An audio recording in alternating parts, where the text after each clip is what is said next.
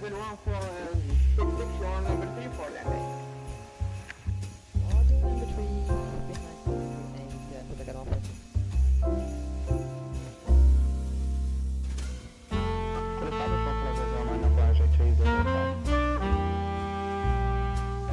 Okay, 3005, wind 350 degrees.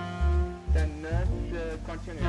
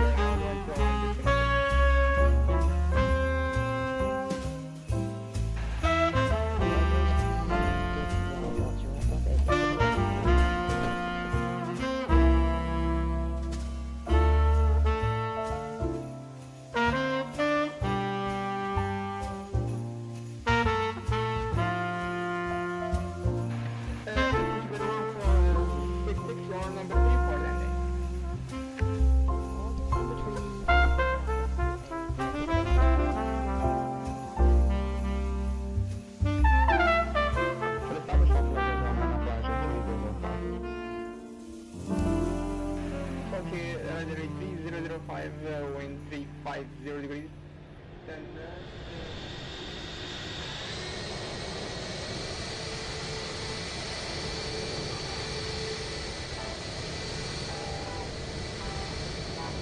Hello, ladies and gentlemen, Dizzy Aviation coming to you once again on the Saturday evening for a brand new video. Hope you guys are doing well. Hope everyone has had a awesome week, and hope all of you guys are enjoying the first official day of your holidays, of your weekend, of your free time, whatever you like it to be. I hope you guys enjoying it. Thank you for joining us today on this evening stream. Hope everyone is doing well. I'm gonna just wait a couple more minutes here. Looks like the jetways are getting away for some reason. Not sure why. We're gonna get them back here. We're here for a first time on the FSLABS A321 official showcase Microsoft Flight Sim 2020. And this is what will be the stream start track, where we hopefully welcome everyone on board our stream. Let us just enter the flight path today. Fly live, and obviously it's gonna appear here on my screen.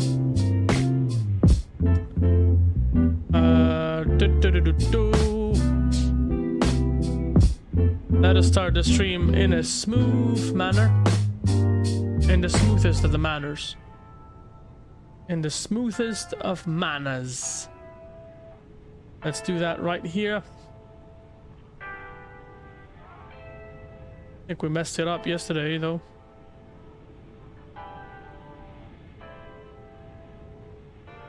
Hold on 1 second, guys. 1 little second. Small, tiny hiccup on our stream. Not a big deal, really. It's just something that we needed to... that we actually need to figure out rapidly.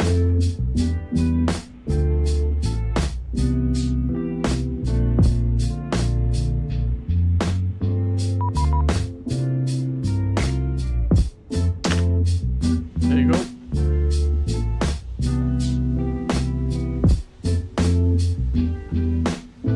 All right, all right.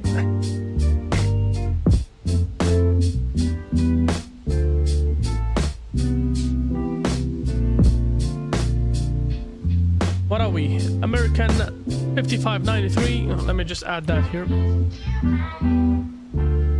Oh.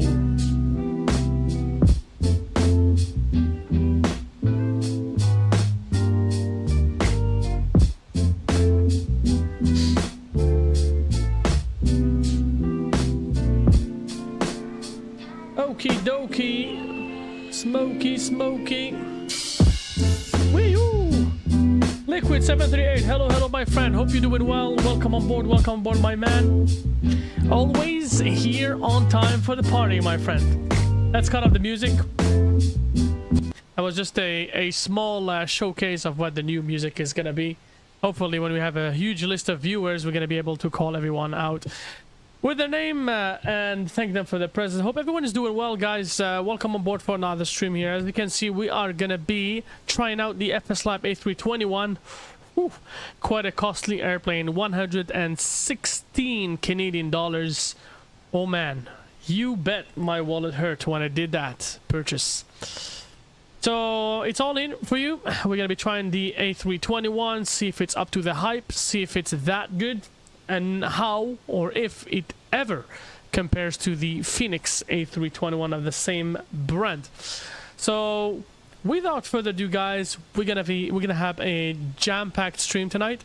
Let's go ahead and get inside our cockpit right away, see how the airplane does, how it looks, if you guys like it or not. So first thing first, we're looking at the I guess the cockpit textures. And one thing I have to mention is, honestly, I feel like the colors are more crisp, that they are more lively, it's more realistic, and it looks really much closer to what the Airbus A321 looks in real life. So let's go ahead and do the overlay screen.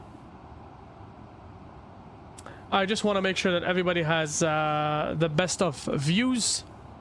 And obviously we'll be talking about our flight in a couple more minutes. So yeah, texture-wise, it looks absolutely, I guess, as real as it would get. With the cold and dark feature, it comes with the reading lights on. It comes with your tablet lights on. A bunch of lights, lots of options here, definitely. And even if we turn off slightly the cockpit light, it still looks really bright. We don't want it to be that bright, so let's just take a look at here. We're gonna want to oh, doesn't seem to be working on this side anyways, but on this side I believe it should be working. So yeah, let's just do it this way here, like this. Alrighty, cut it off. Hold on, lights should be off. Okay, reading lights. Let's go on to the reading lights here on the very back of the airplane. There's kind of a little bit of an issue here. We want reading lights off, and we want them reading lights off. Perfecto. Okay, so texture wise, I guess I don't really have any comment to make in regards to that, since it looks really on point. It looks really on par with any other Airbus that you guys have flown. 100 what? Yeah, 116 Canadian dollars, sorry. About 69 pounds plus tax. It's easy on the eye. Yep, it does look really easy on the eyes. Not really bad, honestly. So far, so good. The screens do have some glow to them, some realistic glow to them. It does look like it is a proper glass cockpit with LCD screens. Not too bad as well. It doesn't look really black, although you could still manage the color in a different way. It does look quite crisp. And what did we do here? It does look not too bad here, honestly. We're gonna have to switch our displays very quickly here so we don't get into trouble. Alrighty, so today we're gonna be doing a test flight that's gonna be from Minneapolis, St. Paul in the United States, Minnesota, and we'll be heading down to DC, Washington DC, the District of Columbia in the United States. So a pretty medium haul flight, I would say, maybe shorter, on the shorter side, shorter end. It is going to give us an impression of the airplane in many different lighting conditions. Right now, as you can see, it's the end of the day. I may actually bring it a little further back. What time is it now? 10:46 Zulu. We bring it down to maybe 9:46 Zulu, just so we can have maybe 1 hour difference. Let's say roughly about an hour difference, so we can explore the airplane in many different and various lighting conditions. That will definitely help us see how the lighting plays on the airplane itself, how the screens look in different lighting conditions, and you know, at the end of the line, we're not going to be able to see all of the potential lighting conditions, just, you know, most of them, I guess, or a few of them, so that you guys have an impression. We're not only going to be focusing on the lights, let me tell you that. We will also be focusing on some of the integrations from GSX that this airplane has given us. And you know, without further ado, guys, let's go ahead, jump inside this airplane, go into its in-depth review from DZ Aviation. Hope you guys enjoy it. Let's go ahead to go first thing first here. Adheres need to be lined up here. Let's go left, right, and center. Navigation and logo light, I believe, possibly would go nav and logo. We will have some temperature going because we are really cold. The weather right here at Minneapolis St. Paul is looking for winds at 120, 11 knots, 10 stated miles, overcast 8,000, temperature is -9 Celsius and dew point -14. The temperature right now feels like -14. It feels like -14 outside, and you will notice in a moment that if we don't turn on the pitot heat, the probe heat, I mean, it's on by default, but if we don't turn it on, this would freeze. This is that realistic. This is as realistic as it looks here. Just want to see here if we have any controllers, anybody online. No, nobody's online. We're on VATSIM, by the way. I don't know if we have any traffic around the area here. It doesn't look like that. But let's go ahead here on the EFB. And by the way, you can enter any combination of code. It's still going to be working for you guys. The first thing here that we're going to be doing here is to go to the MCDU, and most of the functions we'll be doing, believe it or not, will be in the ASUS menu. So we're going to go to the ASUS menu here. We're going to go to the AOC menu. Okay, we're going to go to the init tab, which has a plus, and we're going to do the I guess we're going to do the init information here, which basically is going to call for our flight information for the day. So you can see Minneapolis St. Paul down to DC. Fuel on board right now, we have 2.5 tons of fuel. The estimated time en route, 1 hour and 47 minutes, and GMT, that's the fake flight simulator time, 21:48. Yeah, this is the OOI, the in and out fuel type of thing here. So we've entered our, we initialized our flight data. Let us go here to the OFP data, which is going to be our next step here. And that's when we start talking about our flight plan. So today we're looking at American 5593. That's our call sign for today. We'll be flying from Minneapolis, St. Paul down to DC with an alternate airport at Philadelphia. A321 231, 21st of December. Departure should be 2310 UTC. I mean, that is just for reference purposes. We're not going to be taking off at that time. We'll probably be taking off at a different time since we're using same time. And the arrival 1:17 UTC. The airtime will be 1 hour and 47 minutes, and we have a block time of 2 hours and 7 minutes. The airframe here is just fictitious purposes. We don't have the real airframe. We're looking for flight level 350 on the initial altitude. Cost index 15, 854 nautical miles distance for the entire route. The winds will be hitting us from the northwest, slightly from the northwest at 315 at 67 knots. We're gonna have a really good winds, should I say. Tailwinds, actually 59 knots. It's going to be pushing us down, so we're going to be arriving much faster, hopefully, to DC, flying the Great Lake area. I believe those are the wind drafts coming from the lakes, from the Great Lakes here in this area here. The deviation will be short of 0, positive 1. And this is the second release, 2412. We're on the correct cycle. LIGHTSPEED as usual, kilograms, navlog, and no ETOPS. This is the weights for your reference. However, we do need to note what we're looking for here. So we're looking for 9118, so 9118 kilograms of fuel. We're gonna enter that right here. So 9118, we enter that right here. That is the amount of fuel that we need. The departure, as we're looking at the UTC time here on the simulator, is 21:51. So you see it's orange here. It doesn't match, doesn't look right. We are gonna do 22. Let's do 22:25, just so that we can have enough time. That's right. Okay, right here. And you know, refuel is gonna happen via GSX. Okay, the refuel is going to be via GSX. So we have the trip fuel here. I just want to make sure that we have the right information for the trip fuel. Trip fuel is looking like we got 5421. Yeah, and taxi fuel. If we go to the briefing here, taxi, it doesn't say taxi, just say trip fuel. We don't have taxi fuel, so we're just going to assume that it is giving us the correct information. We can hit send. So this is going to be sent automatically to our ground crew, which actually via GSX is going to be doing everything that we need them to do. Okay, now we're looking here at the fuel. Okay, that's going to be something we'll look at later on once the fueling is completed. As you can see here, in just a few minutes we'll see the fuel truck coming. There you go, it is coming from here.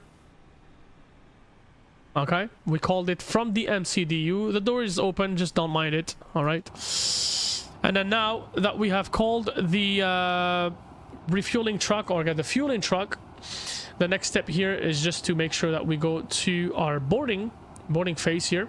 So we're looking for a zero fuel weight. I'm just gonna read that to you here, of 70.862. So 70.862. We're gonna try to enter that right here. There you go.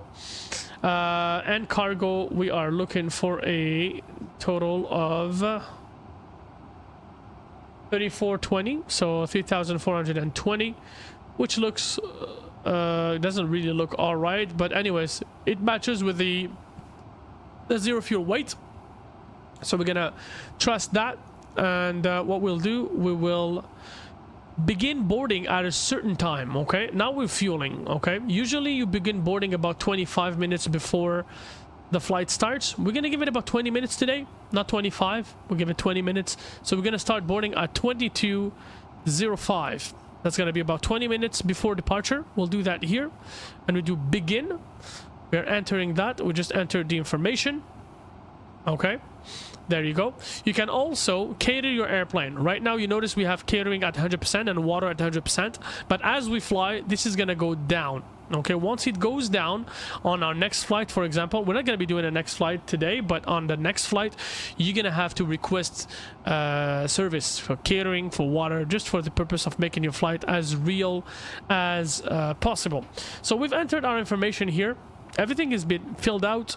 We can also use the ASUS menu here for different purposes, such as let's do the departure ATIS, for example. We can request the departure ATIS. We can request the METAR. So here we just requested the METAR, and then perf rec here. This is when you request your performance. Once everything is loaded, you can request your performance and you get all that fun stuff out there. And you also have ATC request. This is for the pre-departure clearance, and that is in the case that you have an ATC online. Right now we don't have anybody, so it should be all right. In fact, let's go ahead and get Beyond ATC turned on, simply because we need some realism around our airplanes. One thing that we should mention to you guys with the FSLABS A321 is that they do use a slightly different technology when it comes to the visuals of the airplane, the eye candy portion of the simulator. There is a different technology from what we are used to. Okay, and I see that there's some messages on the chat. I'll be responding to you in just a moment, guys. I hope you are patient. So I spoke with a developer of FSLABS, and he said that the way that they model the airplane is completely different. Usually the cabin is part of the cockpit in terms of modeling. Okay, on this airplane, unfortunately, I guess it's not that unfortunate, because you'll know why, but the cabin is not part of the cockpit, which means that the cockpit is being modeled in a completely different way from what we used to, and that the cockpit is alone. This is one bulk unit where you can move freely. You have access to, by the way, you have access to every single fuse on this airplane. Every single fuse. We're not gonna pop them, but every single fuse here is clickable. Even the orange fuses here. Everything, every single fuse is clickable. And that is something I really want to see on the Phoenix. I haven't seen it yet, but every single thing here is absolutely clickable. You can see it, the flight controls, the auto flight, the anti-ice, every single thing. That is one very good positive thing. Okay, going back to the cockpits topic, it's not modeling the cabin, so we don't have a cabin per se. I mean, we do have a cabin. The cabin has been modeled, is just not yet accessible to us, because FSLABS is trying to incorporate the whole catering, the water system into the airplane, so that once we get access to the cabin, we will actually see the catering components inside, the water levels in the washrooms and whatnot. It is probably going to be coming in one of the future updates, but for now, the only way that we can see the cabin is from the outside. You can zoom in here and you can slightly see a little bit of your cabin. There's another way, and the other way is to go through your drone camera, which is not too bad, honestly. And you go to the fixed drone screen. You actually have proper wing views. I mean, I wish we had access to the wing views so we can make them proper, so we can make them to our taste and not to the way FSLAB wanted them to be. I feel like the wing views are way too zoomed in. It shows the windows a little too much, you know. I wish it was different. It's not. I mean, I can live with that. It is not the end of the world. I can absolutely live with that. So you have three views, three fixed camera views. You have behind the wing, on the wing, over the wing, I guess, and then engine view on the right side, and same on the left side. So that's how it is right now. A lot of people, I mean, I will let you guys, you know, think whatever you want about this. You guys can debate about this in chat, in the comments. Up to you. I mean, each and everyone will see this in a different way. Some people will be upset because of the visual component. Microsoft Flight Simulator obviously is more attractive towards people that like nice views. It is not X-Plane. So it will differ. It will differ. Your mileage may vary, and it is up to you to see this the way that you want it. However, I was kind of upset at first, honestly. I was kind of upset, a little upset. But then I've flown the airplane. I have done a complete flight. And by the way, one thing that they are really powerful on is that you have the document section here, where you literally have a tutorial, a written tutorial of your airplane, which is right here. You have the introduction to your airplane. It literally shows you how to configure every single thing on your airplane. Everything. And the other thing is that this little tablet, if you have this EFB, if you have a tablet, an iPhone, whatever, you can actually pop it out on your tablet, and you can actually use this just the way that, you know, just if he was a real life EFB, basically. So you can use this, you can use it as part of your home cockpit. Okay, so we got that. You have the tutorial, you have a basic tutorial, EGAA to Amsterdam, and you have an advanced tutorial. And this advanced tutorial here has a section where it includes, hold on, I'll show you this. It includes, oh sorry, my bad, it's here. Yeah, this one includes, so you got the tutorial, the regular one, and then you have the GSX tutorial for GSX users, and this one includes the GSX interaction. So it shows you really step by step. We'll go back here, step by step. It's gonna show you every single thing that you have to do, okay, in order to get your airplane ready. And what I'm doing right now in this video really is basically to documenting the whole tutorial into this video, just showing you how to get this airplane turned on, how to figure out the weights, the loads, the boarding, the passengers, the sounds. Okay, by the way, we do have an interactive radio system, so we can technically hit the PA button, and in a few minutes we will hear our flight attendants make their announcements to the cabin.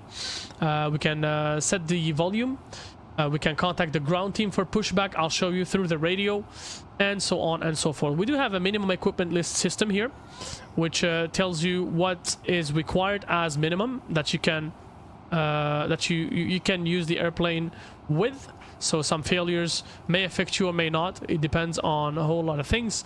In fact, that is on the tech log here. If you go to the tech log here on the EFB, you will see that this is generated at random. Sorry, we'll look at the chat here for a moment. Liquid 737 says, are the CBs working? What do you mean by the CBs? The cabins? What do you mean? Let me know. So going back to the topic here, on the EFB, you're gonna have a randomly generated tech log for each airframe, each airplane that you'll be flying. Okay, notice this one's registration is Flight Sim Lab, so SL FSL, but when liveries will be created, they will be created with a registration. That registration is gonna be bind with the livery. Okay, so what's gonna happen is each livery, I guess not livery, but each airframe is gonna have its own strengths and weaknesses based on its age, based on a whole lot of things. Okay, so for example, this airplane here, we're looking at upper beacon in-up. Upper beacon in-up fault confirmed. Transfer to Add-on per MEL 3340. Cat C upper beacon in-up. Which means that the beacon light of the top of the airplane is not working. This airplane, fortunately, we have two beacon lights. We have the top one and the bottom one.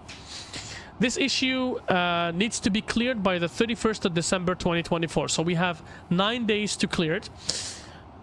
You can simulate things in such a way that if you are at your base, you can clear the issue, and you can just hit this button here and it's going to clear the issue.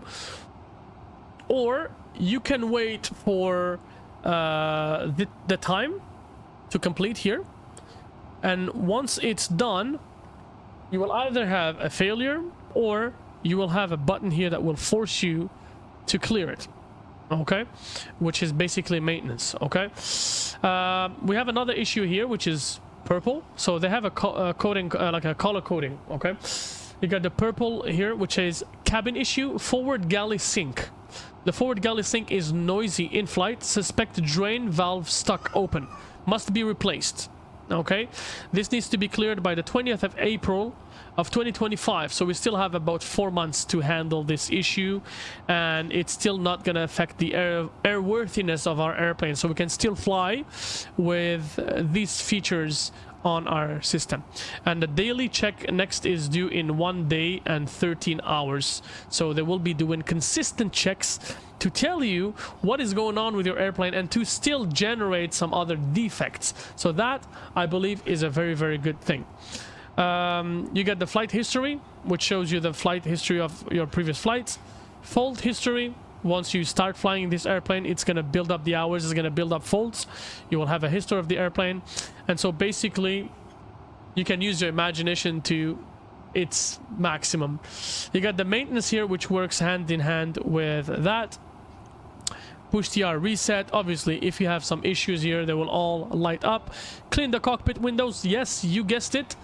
If you fly in different weather conditions, your windows will actually get dirty, and you have to fix them. Notice how the jetway is coming to our airplane simply because we mentioned that we wanted to start the boarding at 22:05. It is boarding right now. As you can see, the airplane is being boarded in real time, and we can go to the briefing technically, no, not the briefing page, but should I say what? I said the ACARs, maybe the ACARs. No, not the ACARs. Well, you do receive messages, and so you have the inbox here, or you can go to the messages section of the ASUS page here. Received messages right here. So no sheet, no information, sorry. KMSP, the ATIS, MSP, Victor, information, 2153 Zulu, 12011. Visibility 10 Celsius miles, overcast 8000, -9, dew point -14, 3036 is the altimeter, departing runway 12 left, runway 12 right, runway 17, not to airmans, runway 04 and runway 22 are closed. Frequency, yeah, there you go, no information. So that's VATSIM. That's thanks to VATSIM we're getting all of that information. We've accepted it on the ASUS. You see here that it is gone. You can have access to the weather information here. You can generate it on your MCDU, and it's going to be visible here. Mass and balance, basically that's what I was looking for here. We are expecting 202 passengers. That is planned. Expecting 4,476 kilograms on cargo. Let me just see here if it's a little bit more than what we're expecting on VATSIM, on SimBrief, but it shouldn't be too big of a problem. The zero fuel weight that we're planning for is 70.941, yeah, and on SimBrief it's 70.862 for some reason. This is how there was a little bit it was a little bit off. Fortunately, the fueling is all right. We're expecting this amount of fuel, and so the gross weight is, or should be, about estimated takeoff weight. We're looking at 79.8 tons, and here we have 80.0. So sorry, 79.9 versus 80.0. Shouldn't be too bad. And the announcement right here. So I can play with the volume here. See, as right. However, when I go to the cabin on the back, you have the cabin sounds. To help us ensure a prompt departure, we would kindly ask that you keep the aisle clear, enabling all remaining customers to board. I mean the can now be fastened, ready for departure. the GSX. This is a no smoking service. The GSX sounds are not realistic, so there you go. You can hear the passenger noise, passenger sounds, you know, and as you move from a view to another, the sound changes. The sound actually changes. You won't notice it now because it's just a passengers boarding, but the sound will change. So that is another plus, you know, if you want to see it that way. I see it as a plus. Yeah, so we continue in the flow of things here. I'm gonna have to listen to the ATIS from beyond ATC, and we'll take it from there. Departing runways 12 left, 12 right. Departing runways 12 left, 12 right, 17. Advise on initial contact. You have information, Yankee. Folks loading the airplane. All airport information, Yankee. I mean, minus the wing views, I don't really mind it, honestly. And the cool thing is you can even see the passengers boarding from the windows here.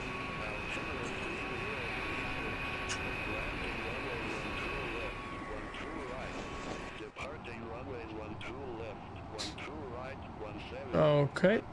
Anyways, we got the information. Let's go ahead and request our IFR clearance.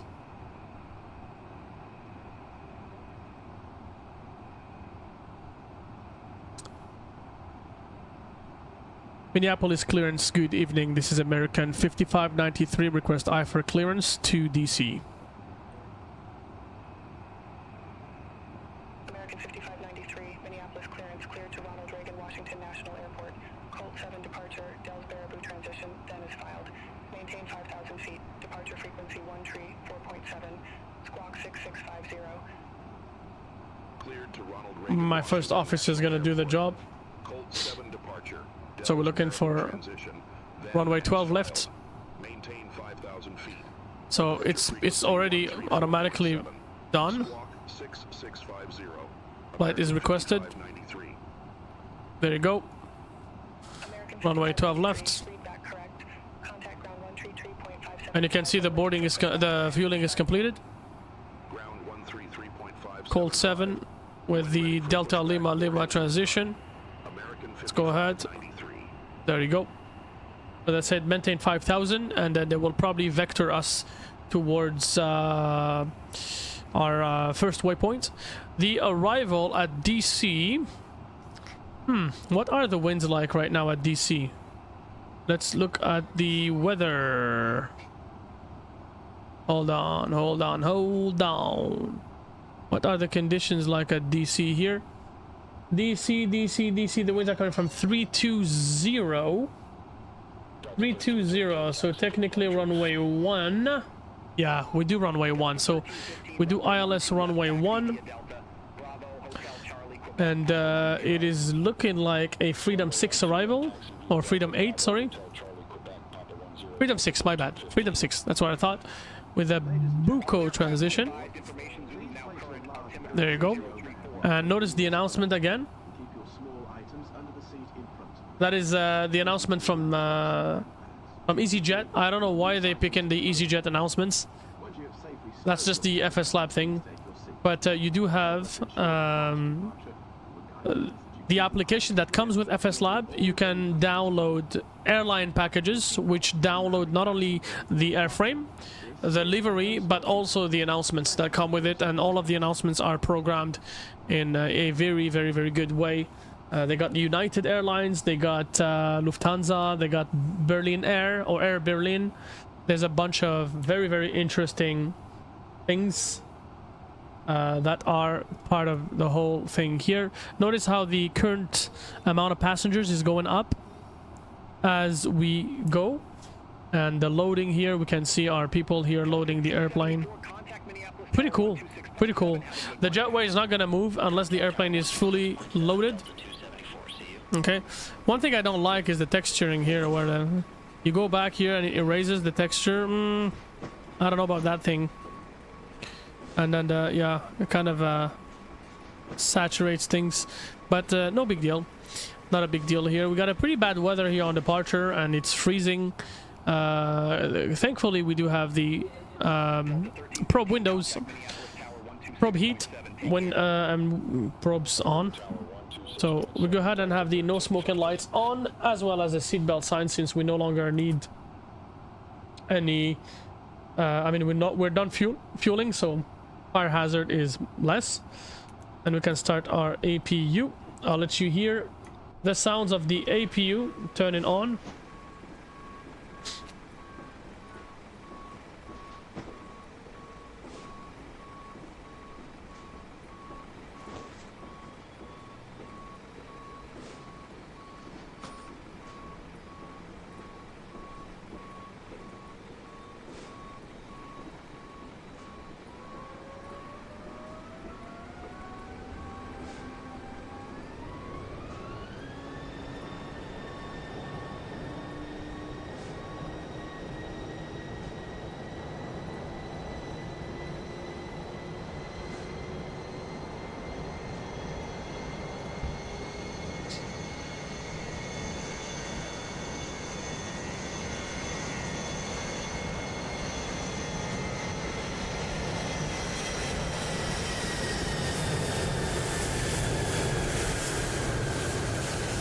we got a departure as soon as the APU turned on, so we're very lucky, guys.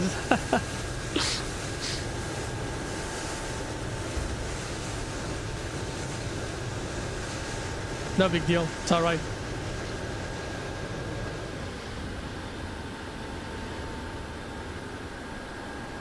The heat blur is pretty good, pretty cool. We had a huge departure right there here. My god, made a lot of noise. Okay, so all we have to do here is to simply sit back, relax, wait for our passengers to board the airplane while we talk about something else. So while we are boarding, I'll go briefly through every single little button here that we have on the EFB. Okay, the first thing here will be documents. So this is the documentation. If you need it, it's up to you. You do have access to all the documents here, but you also have access to them on the community folder of your Microsoft Flight Sim. Connections is more like your and basically so we don't have GSX. If you hit GSX here, it's gonna say remote control active. Why? Because Flight Sim Lab is using a logic that makes it in such a way that you don't need to open any app. Everything is going to be done within your airplane, which I find is brilliant, honestly. You can see here our GSX passenger boarding is shown right here. Okay, you can open manually your doors, remove the chocks, GPU manually. This is for manual stuff. Here you can do that, but you can also, for example, you open this page and then you hit GSX here. It's actually gonna open up your menu here if you want to overwrite anything with GSX. It's only gonna be showing the menu here. Okay, it's no longer gonna show the older way. Okay, we got the briefing tab. The briefing tab basically is your flight plan.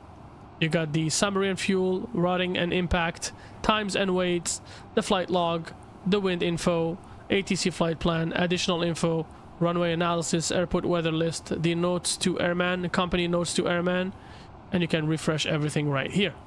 So pretty complete. I mean, for the most skilled pilot, I guess it should be a pretty good thing. We have a checklist here, a virtual checklist, which is as per the standards of operation from Airbus. So you got all of your components here. Before start, after start, before takeoff, landing, parking, and securing the airplane. The mass and balance, we've already taken a look at it. So our number of passengers in real time, our number of fuel, cargo, whatever. You got the takeoff performance tab here, which we will be looking at in a couple more minutes. And that is our calculation for the V speeds. You'll see how it works. It's pretty good. The landing is the same thing, except it's for landing. You have the inbox, the outbox. That's when you send something, that's when you receive something, and you have the time. You can read the message here. That's your message here. So a load sheet. That's our preliminary load sheet. Okay. We're not going to enter it just yet. We're going to wait until we get the final one, which we will then enter. Pre-flight. I don't know what pre-flight is. I don't know what pre-flight, post-flight, weather, no idea. New text message, that if you need to enter something, and clear all messages. That's if you need to clear any messages. Basically your messaging center here. That's your ACARS, okay? The maintenance tab, we've already taken a look at it.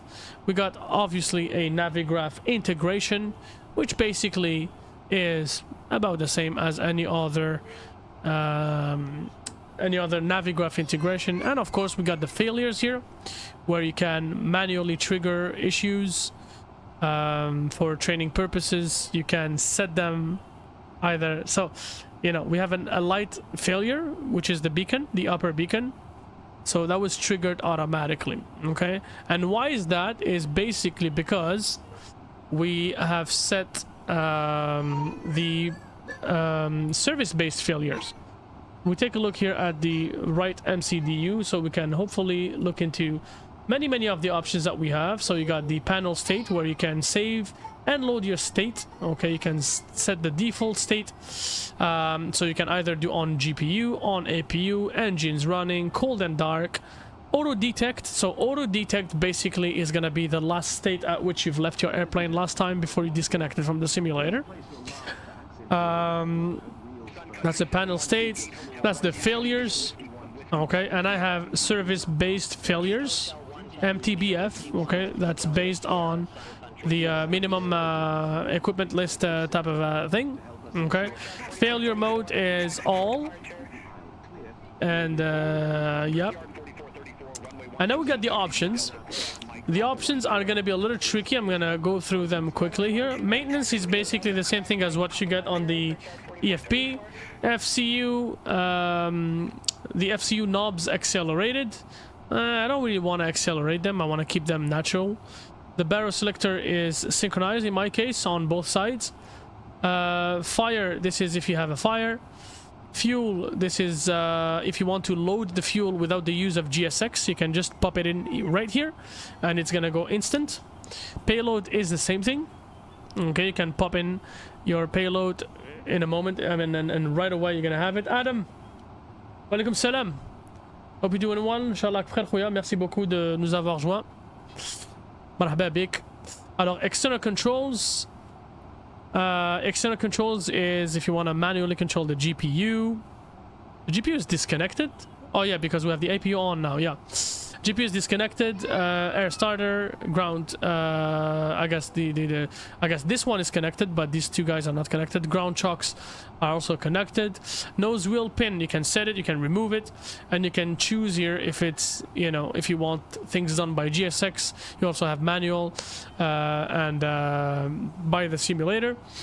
You do have the units where you can be American if you want, you can be Canadian if you want. You can set it Fahrenheit, Celsius, pounds, kilograms, liters, volumes, whatever. And the barrel, for me, I like it in inches of mercury. The lengths, meters or feet. And then yeah, DMC metric altitude, we don't want it because otherwise it would show you the meters on your PFD. FWC, that's for the flight faces. You can do call out, spin program, SDAC, V1 instrument, whatever, you know, you can play with it as much as you want. The FMGC, so DB selector, pause at top of descent, flight plan request when engines on, max routes, and so on and so forth. What else do we have? The adheres, either realistic or fast. The engines, you can see the engines IDGs, they're normal.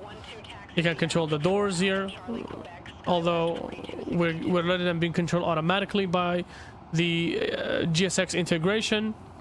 EFCS, you got it here. You get the AMI, which basically is all about the acceleration altitude. Here we set it at 1,500 feet. The SIDS, cabin ready logic, it's automatic. Call when ready, they do call. On this airplane they don't, but usually they should call.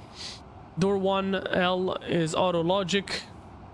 Boarding music, we could turn it on or off.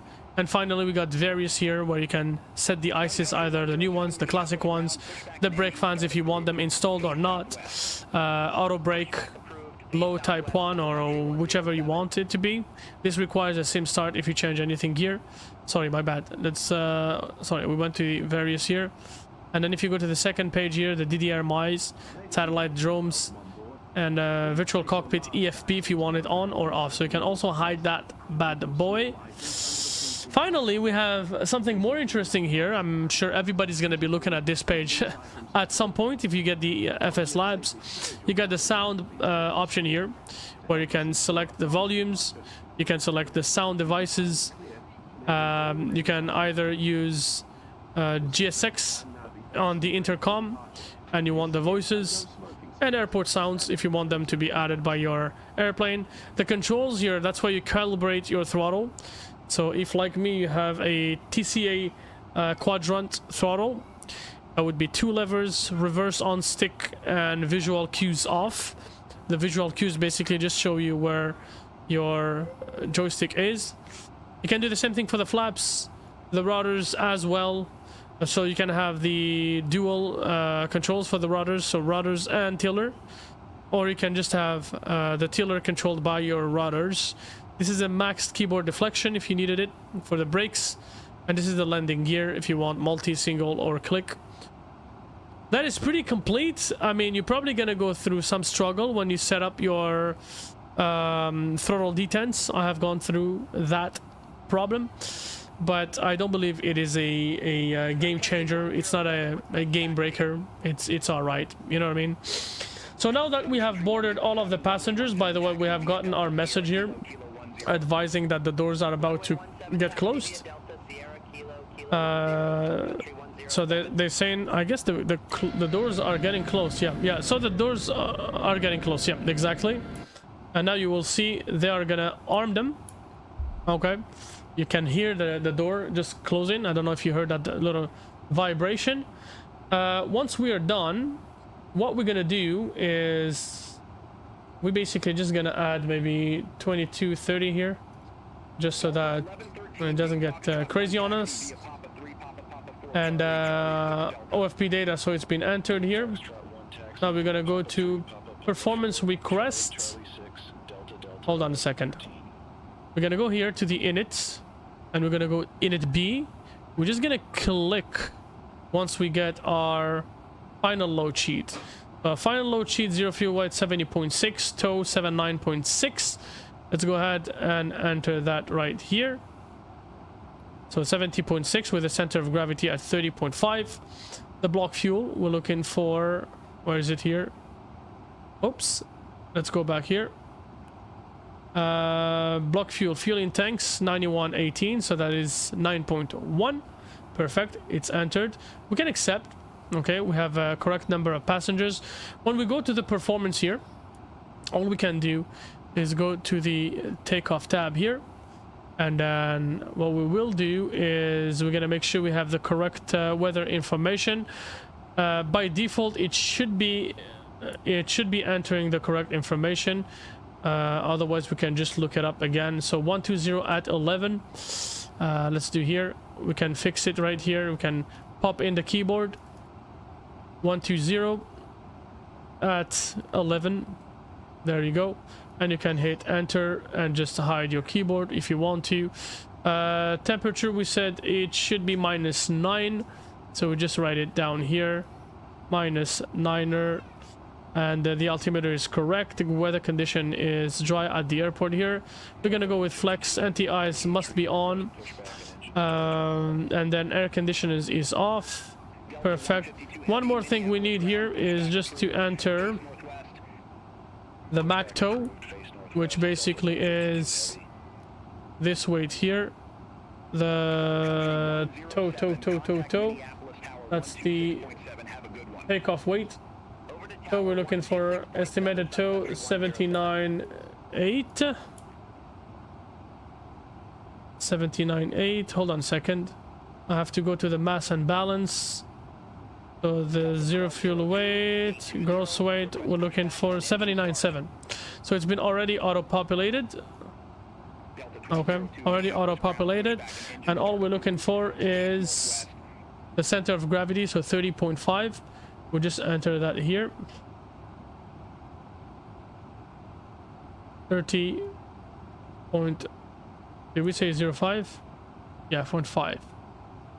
5. We enter it. It's right here. Good to go. And now we got MSP. We just select the runway here. Let's hit it here.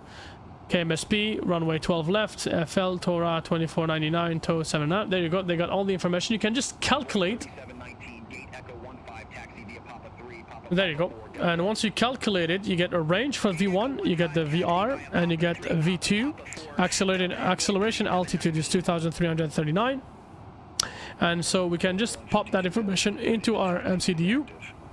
You notice that the acceleration altitude, the edge out, has been transferred correctly. So V1, V2, VR and V2, sorry.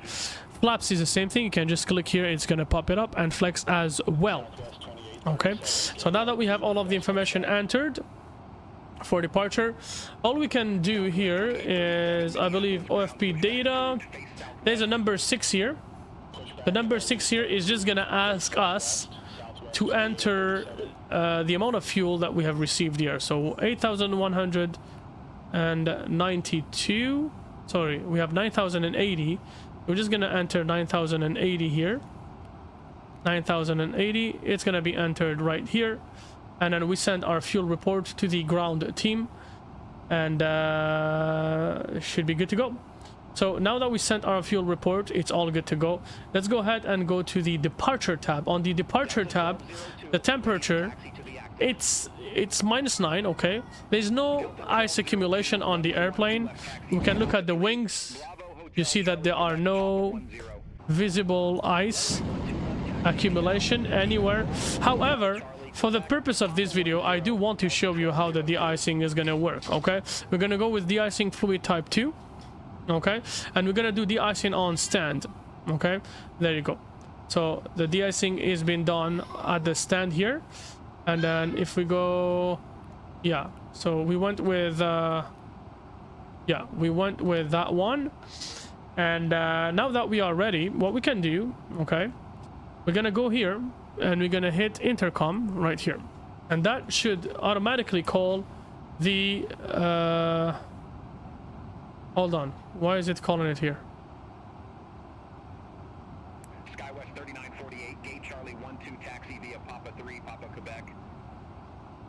Okay, let's flick it back here. Papa 3, Papa Quebec, SkyWest 3948. Hold on.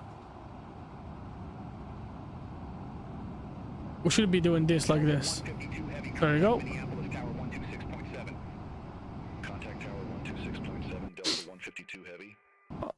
Oh no, it crashed. Southwest 2837, ready to taxi to the active. We lost the sim. We lost the sim, guys. Runway 12 right taxi via Delta Sierra. Oh no. Whiskey 10. Ay. Runway 12 right taxi via Ay. Beyond ATC is still talking. Beyond ATC is indeed still talking. Obviously, it's a new airplane. We can only...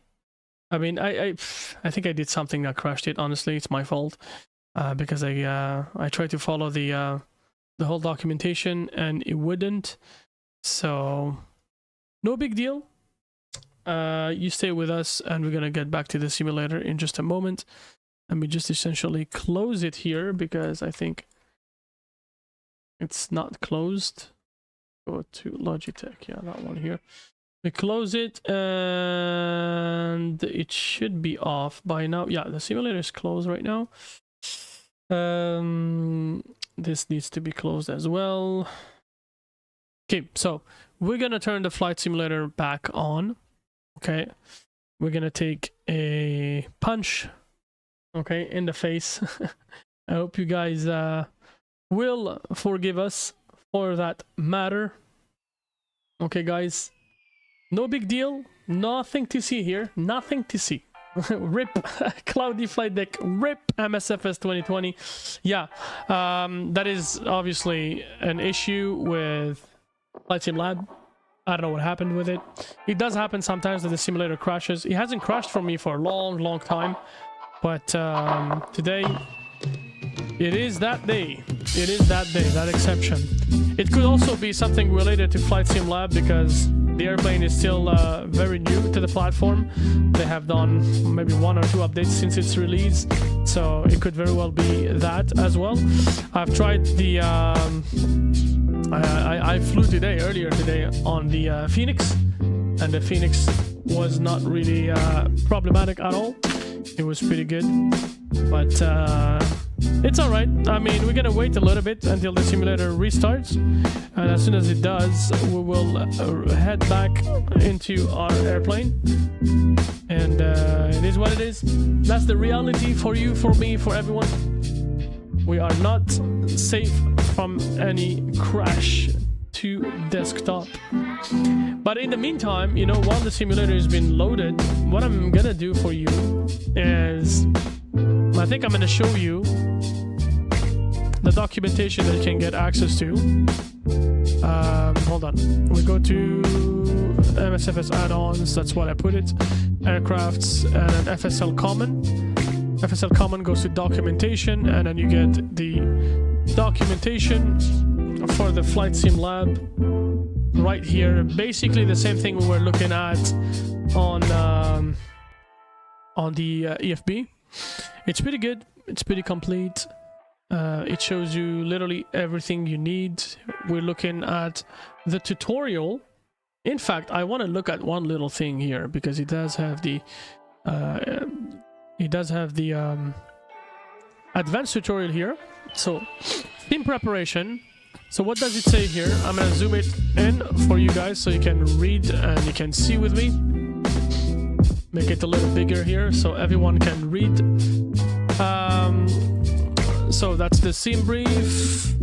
So basically flight planning, it shows what the thing is, type of approach, aircraft preps. It shows you how to prepare the airplane, the buttons, and so on and so forth. Cockpit preps. That is the usual cockpit preparation. The ASUS menu and all of the tabs, the init and the plus sign that shows you that you need to use it when you request. We've done this. We requested the flight plan. We've shown you the tablet, the flight plan download, the init here where you get it, and requests and whatnot. And here you get the crew details information, init review, crew details. You can request captain ID if you want. You can add that too. Yeah, you can have your ID information and your first officer's ID as well, if needs be. The boarding and the catering here as well.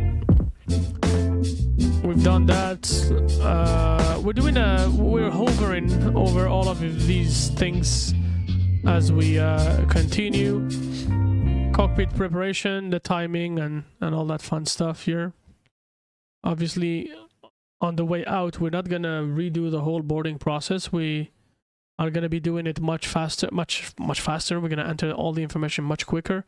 We probably use the instant option. And weather data request, pre-departure clearance, that is the ATC REQ that I showed you earlier. That's in case VATSIM is online. They're not right now, so no big deal. And then, you know, flight number, gate number, ATS information. You can write Victor. In our case, VATSIM, we should have written information Victor, flight number, gate number, and then technically VATSIM would answer us right there by the Hopi. The load sheet, the fuel report. See, when refueling completed, on the AOC menu page, you will see the figure 6, which we basically did earlier. The figure 6 here, which we hit, and then we entered the volume. And then once you enter the volume, you hit send. Then you go to the performance. We've done that. And then takeoff data uplink. We did not do the uplink, but I mean, you could do it if you wanted to. We didn't get to the fine tuning, but we did enter all of the information. We checked our flight plan. And basically that's it. The load sheet, the gate, yeah. So the ground crew needs to know which pushback procedure to follow at any time before requesting pushback. Select departure menu on the AOC menu, then select pushback to get the procedure selection screen. The desired procedure 3, yeah, that's what made us crash. Basically, we didn't do this. The listed pushback procedure may differ from your setup depending on the scenery and or GSX profile. Turn on the beacons first thing. Oh, I guess we do pushback. We turn on the beacons, then we click INT RAD. From neutral to INT, this simulates you talking directly to the ground crew and triggers GSX to start pushback procedure. Follow the instruction received by the ground crew. Okay, after engine starts to... Okay, so we'll try to do it that way. Okay, and we'll see how it goes. Looks like the sim is back on. I mean, it's almost loaded in full. How's everyone doing? I see some people sending me messages on the chat, asking questions. Liquid has asked a few questions. I see Adam. Adam showed up. And Cloudy Flight Tech, obviously. Yeah, it is what it is, man. It is what it is. RIP Flight Sim. Thank you very much for the likes, by the way. I do really appreciate everyone liking this video. It is not the best, but you know what? This is a raw preview of what the simulator is really like, you know? So you get most of it. You get all of it. Let's get some music right there. It's getting boring without any music. Some tunes.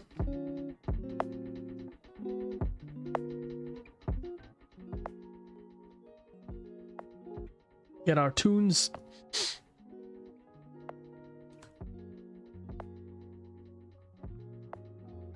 The holiday season is upon us, guys. It is getting better and better out there.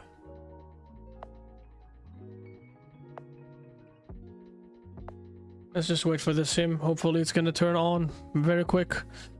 Man, oh man. Microsoft Flight Sim 2024 is really cool when it comes to restarting it.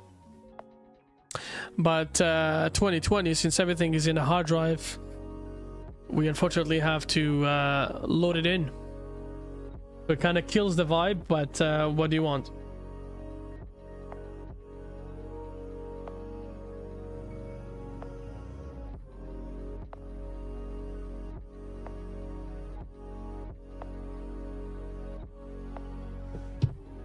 It's very strong music. A very weird song.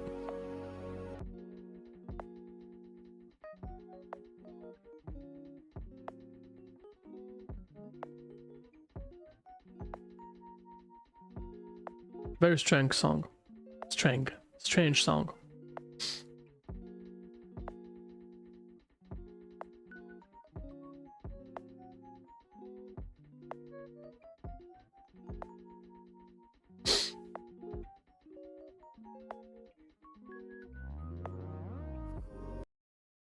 Okay, hold on one little second. I guess we're trying the hold on a sec. Just looking for the songs here, the music in general. I was looking for this guy here the other day. I figured there was a playlist that we actually can listen to. It's kind of cool.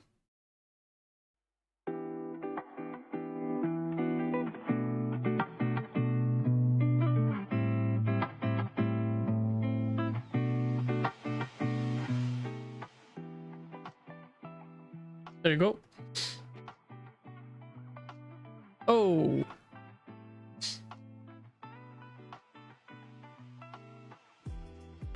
Don't be shy to ask questions, guys. I know my audience is not really talkative, at least not on the chat, but I just meant to welcome any of you guys' questions. We can learn from you guys' questions. Everybody can learn from questions. So we are in the process of doing a complete rebrand of DZ Aviation. We're gonna have a complete rebrand in the next few days. I'm having some professional teams designed a refreshed logo of the channel, which is hopefully gonna be and remain our permanent logo. We're not gonna change afterwards. I mean, my logo right now, the current DZ Aviation logo, is pretty good, but I wanted something more representative of the entire identity of the channel, because we're not only representing Algeria, we're also representing Canada as well. That's where I live. So I thought that maybe we could add a little bit of a twist to it, you know, a little additional element to it, you know, to make things a little more popping, more unique, you know what I mean? And since the channel is multilingual as well, we wanted to show that off. So don't get too used to this current design. This is just our seasonal design, and the company that I had a contract with for this design ended up unfortunately ditching me, literally, because they do not believe they can support YouTube. They essentially are meant to be strictly for Twitch, but they did have some beta support on YouTube. Unfortunately, wasn't that it wasn't what they said. You know, they ended up not supporting YouTube, not at all, and I actually paid them for the contract and the subscription, but they gave me the money back and they were like, yeah, sorry, we can't do anything for you. So anyways, no big deal, guys. Let's go back here. We are gonna go to our set departure airport, and we were sitting at gate Foxtrot 10 with real weather conditions, of course. I always do that since now we have Microsoft Flight Sim 2024. You always have to click it. Le pilote FS 2020, ça va bien? J'espère que ça va bien, mon ami. Bienvenue à bord. Bienvenue à bord, mon ami. Alors, on essaye le FSLAB A321. On a eu un crash du simulateur. Pas de l'avion, mais du simulateur. Problème de logistique, hein. C'est sûr que c'est un nouvel avion. C'est sûr que, voilà, les choses peuvent se produire. C'est la réalité du monde de la simulation. So, we had to swallow that pill that crashed the desktop, and we will start it anew, and I'm gonna speed up the process. This time we could actually ça va, merci, ça va très très bien, la forme, alhamdulillah.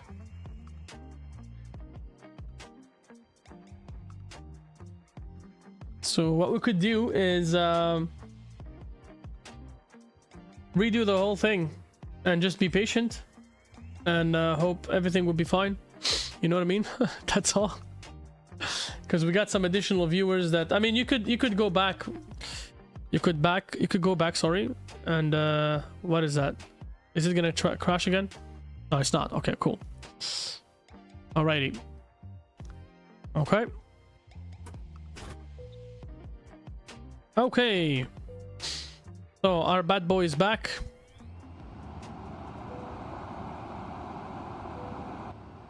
Okay, bad boy's back. Nice. This is self-test. All cool, all good. Awesome. Okay. So we are not gonna do the boarding this time, at least not visually. All we're gonna do is we're gonna go up here. Navigation lights, adheres, logo lights can turn on, seatbelt sign and no smoking lights can go on. We're just gonna make sure that our flight plan is right here. Our flight plan should be here, should be in our briefing section. We're gonna we're gonna log back into vPilot because we need to.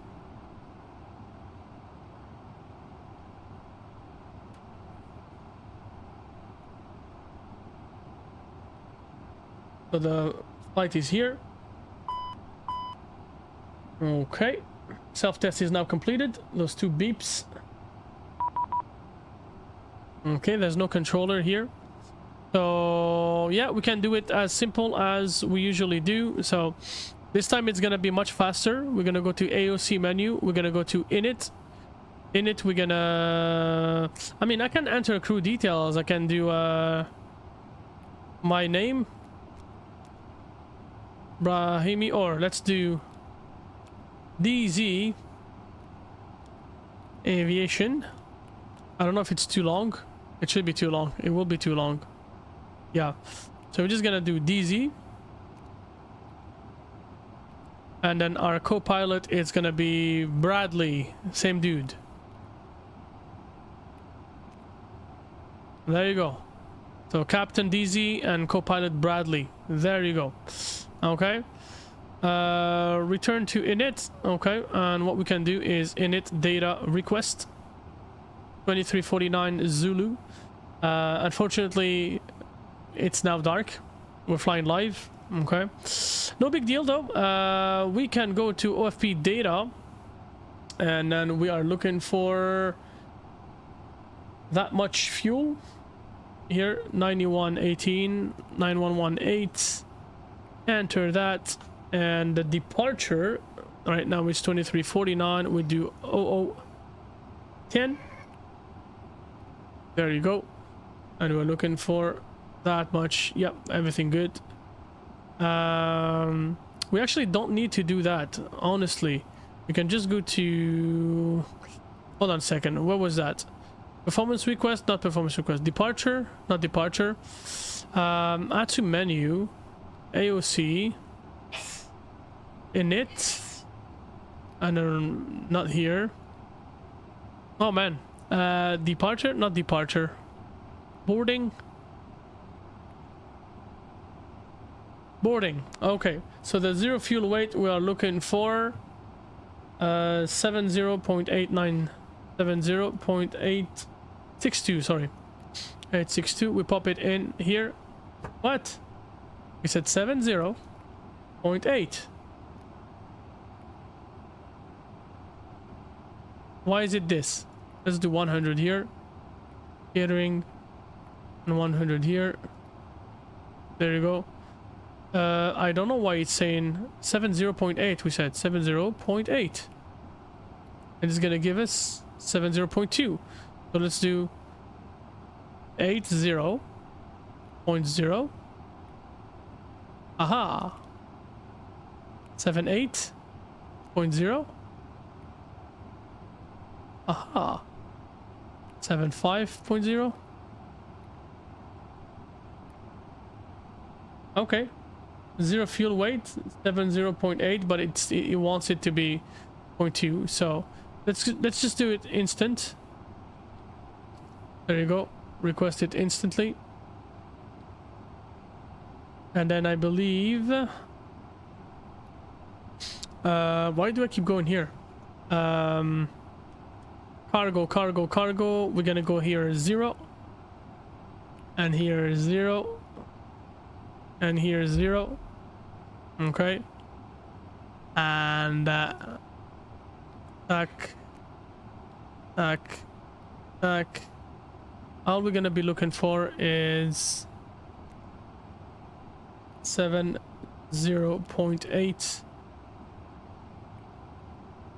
70.2. obviously it doesn't want to go all the way to 8. It's probably because on yeah, it's probably because we're using it's probably because we're using the thingy for,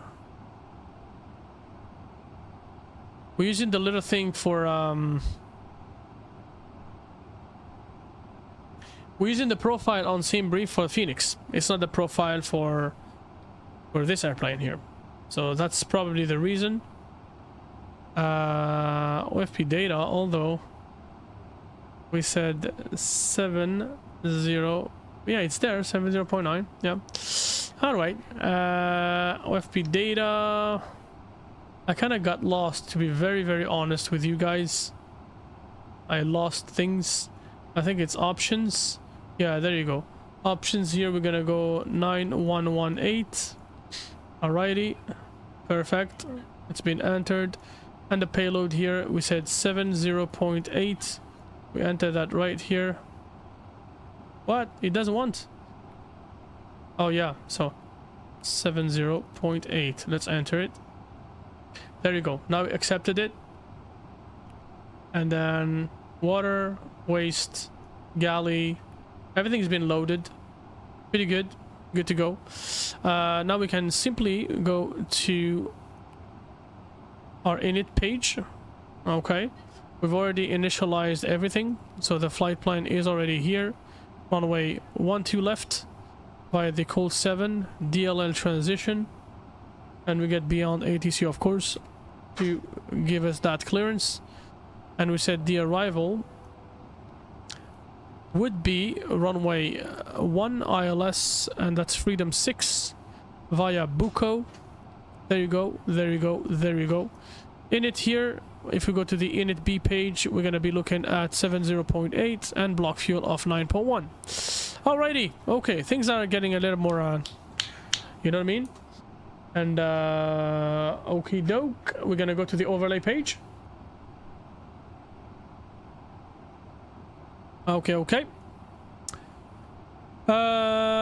So takeoff. We're gonna select runway 12 left here, and we calc based on the data that we have here. No, hold on. Takeoff data uplink. No, not yet. Hold on a second.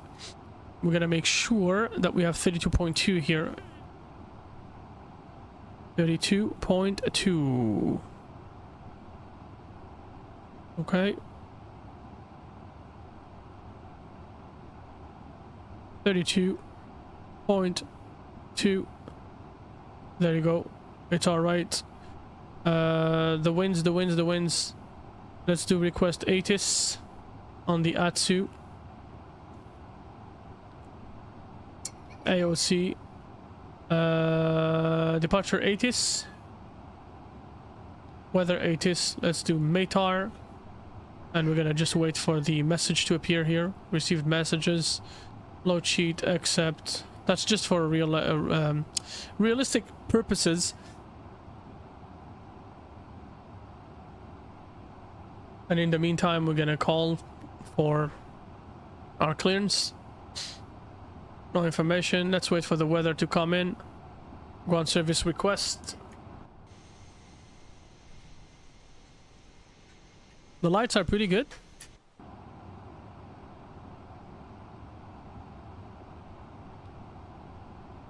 We did ask for the weather. Departure ATIS. It's been requested as well. Departure ATIS here. So 1309. So you know what? I think I'm gonna do something here. I'm gonna go to the options here. I'm gonna go here. I'm gonna go to the controls here. Nope. Keyboard EFB. We're gonna enable it because I'm actually sick of having to always get the keyboard, pop it, do this, do that. No, we're just gonna do 130 at 9er. Perfect. Temperature is -9er, and the altimeter is 30.34. There you go. Flex anti-eye is gonna be on. There you go. And I guess we can now calculate. Okay, so now we got our performance and our V speeds. There you go. Down 1, 38. Perfect. We're back to where we left off earlier. Get some heat going on. Pitot heat. I hope it's not freezing already. No, it's not.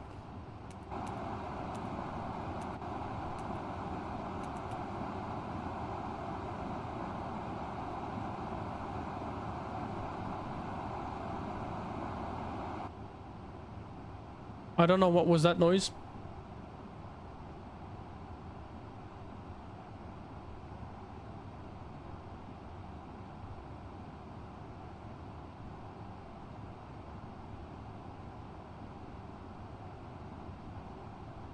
Hold on.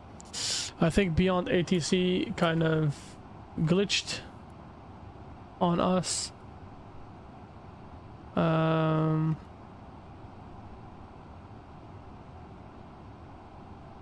Beyond ATC doesn't seem to be, I don't know, doesn't seem to be working.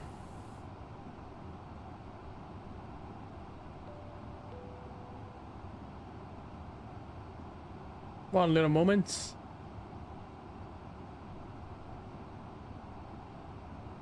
Okay, alrighty. So the APU is on. APU bleed can go on. And now, the reason why we crashed earlier is because I wanted to show you something. some feature, okay, that we technically should have. I mean, we already have it. The uplink here, 9118. Just send the report. I know we'll say the supplier is American Airlines. And then we send the report. Doesn't really matter. It's done. Okay. And looks like we're not gonna have beyond ATC today. So we have runway 12 left for departure. Let's go here, departure. We do de-icing. I'm gonna select de-icing fluid type 2. And we want 50%. 50% simply because there's no really any accumulation. We're gonna go push back here. The nose is gonna go to the left. Okay. And then we are gonna, so we selected it. We do our beacon lights on and we come right here, and I hope this does not crash the simulator. I hope it doesn't.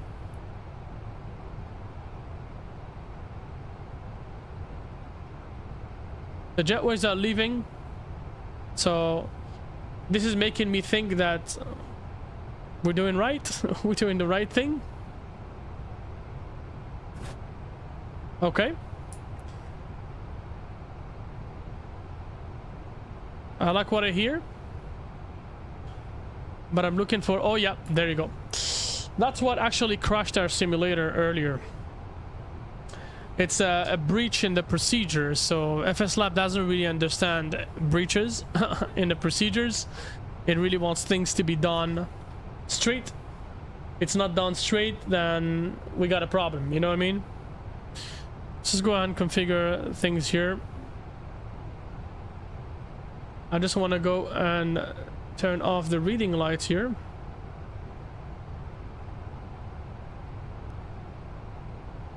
These are not the reading lights. So what is that if it's not reading lights? Is it this? Nope, it's still on.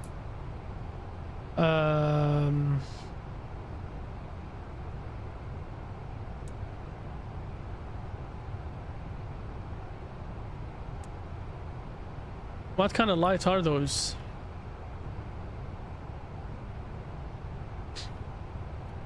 Locking gear. And you can hear by hitting the int, you can hear them when they talk to you.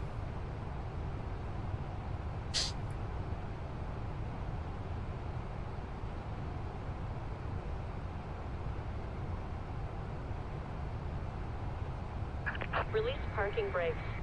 Okay, parking brakes released. Commencing push. Due to icing conditions, please stand by until push is completed and brakes are set.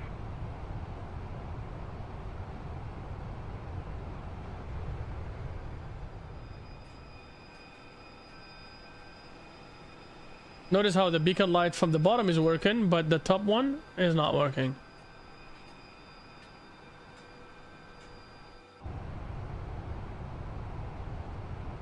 I did ask for the icing.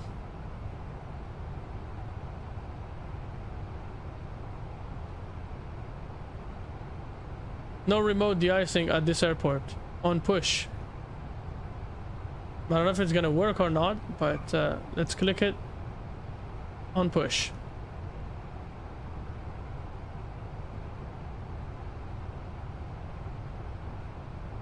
And there's someone arriving. Beautiful arrival. Again, I apologize for what happened earlier. Definitely not something that we want to see happen often.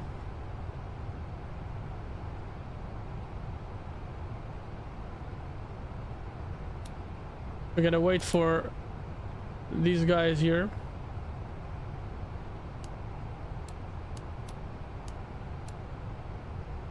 Oh, there you go. Those are the lights. The reading light. What the heck?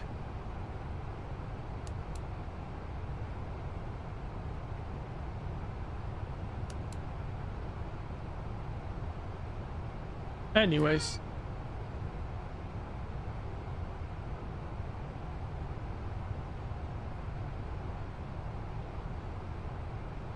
Okay.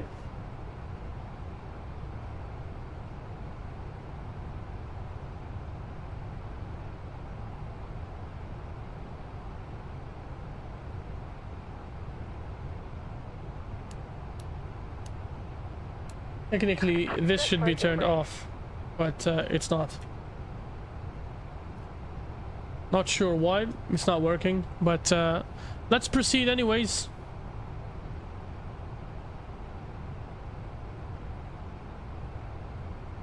We're gonna go up to flight level 350.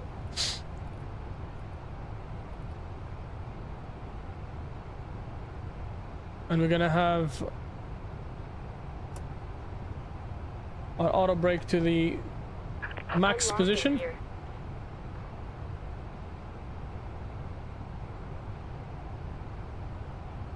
Not sure why it's not visible here. Oh, possibly because we need to turn the engines on.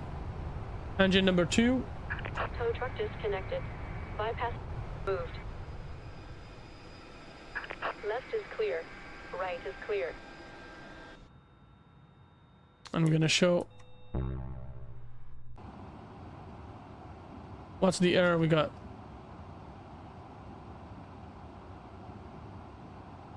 These set parking brakes, they are set already.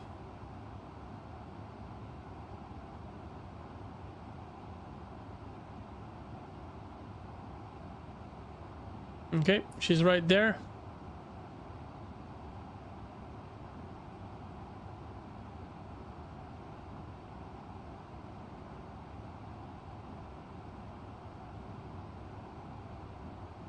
And notice how the engine is starting.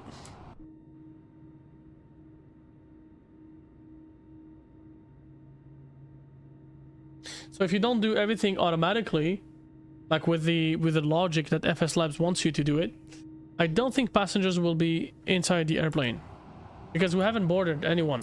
So the airplane technically is empty, but we do have weight. So yeah, so the system will only understand that, you know,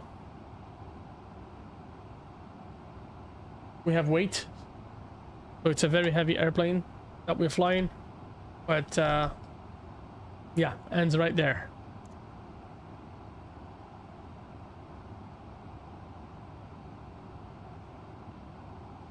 I'm not really impressed when it comes to the engine sounds.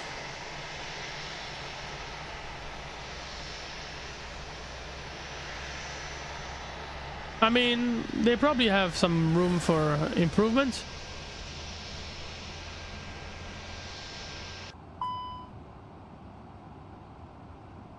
Yep, it is going to give me an error saying that the throttle is not idle, but we are indeed idle.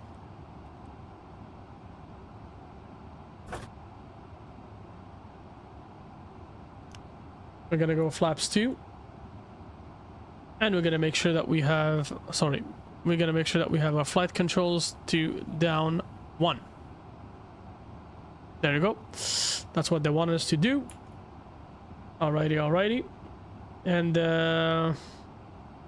aside from that, the floodlights, I guess, can be slightly turned off, if not all the way down. Not sure what are the other lights about. I feel like I've turned off everything.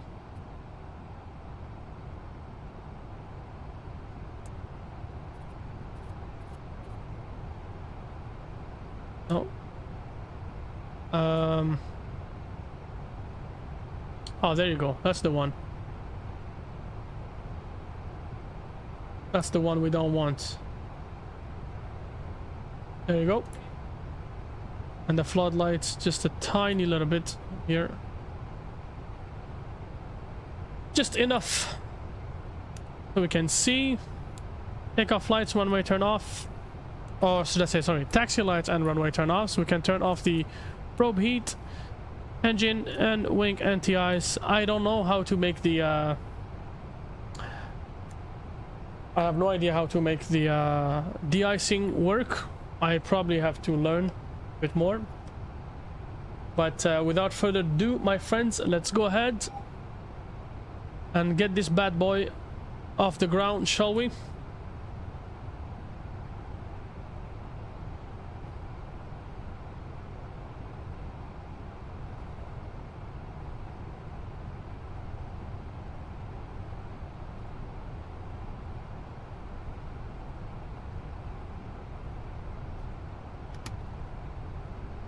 The airplane should technically operate or taxi on idle. That's what I've done to make sure that it actually stays on idle.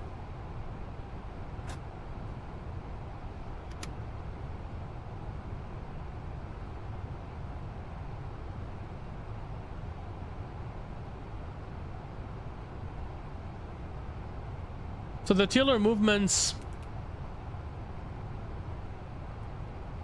I'm gonna be very honest with you guys, and if FSLABS is watching us, I'm gonna be very honest with you. The tiller movement is a little bit of a hit or miss, in the sense that it could be my issue, it could be my problem, don't get me wrong, but I feel like the deflection needs to be way too much for the airplane to actually turn. You know, the sensitivity of the tiller is low, so yeah. But then when you tilt your axis, you feel like it's not responding, but then when you go all the way, as you get closer to the max angle, it actually suddenly just turns very quick. So I don't know how to explain that to you. I hope you guys understand. Very, very weird. Very, very weird indeed. Sorry about that. We got Rex Atmos. Now we're gonna turn on.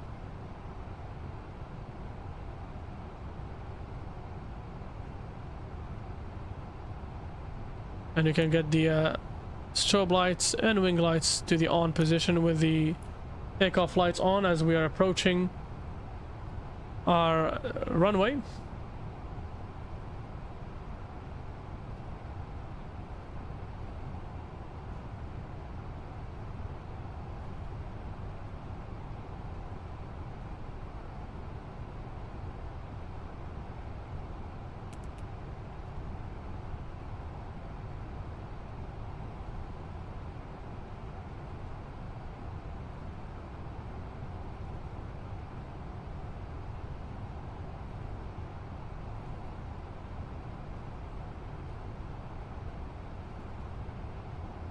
And I'm hoping, if we're lucky, we will have a river visual arrival runway 19 at DC.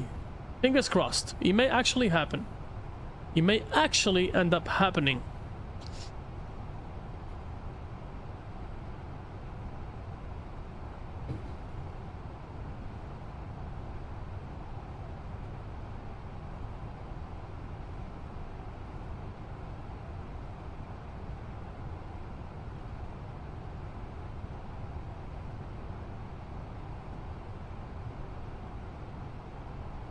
See? That's what I meant. That's what I meant. It's either my tiller that is weird, or the airplane is not responding as it should.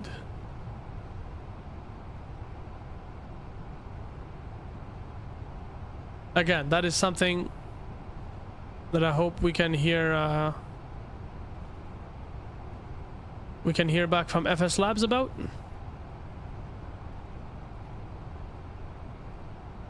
But on our next video, once I have acquired some more experience flying this bird, I'm pretty sure that I will show you how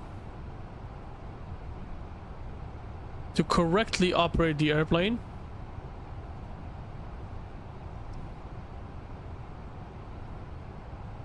We got some extra flood lighting here. Minneapolis traffic, American 5599. Departing runway 12 left, immediate departure, no delay expected. Code 7 with the Delta Lima Lima transition. We expect flight level 350, and this is last call. 55... 50... What's our flight number? Sorry. 5593. I said 5599. Not the end of the world.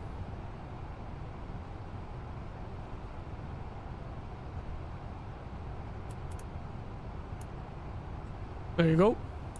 They do have kind of the same thing as the Phoenix, where you can put your mouse in between the two landing lights and turn both of them on.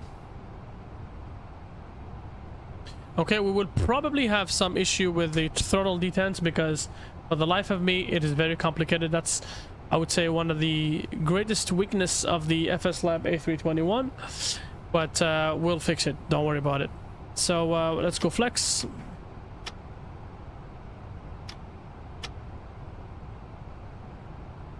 See?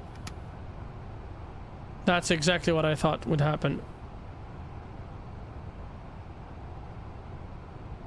Not sure why it's saying manual throttle. There you go. See?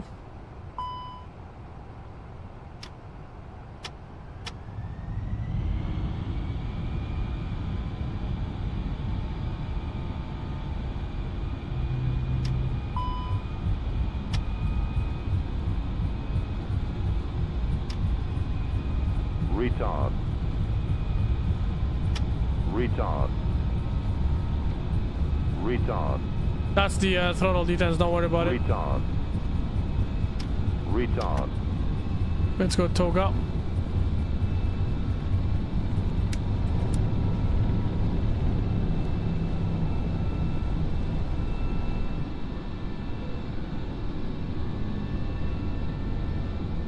Again, that is an issue that has to do with the configuration of the airplane, not the airplane itself.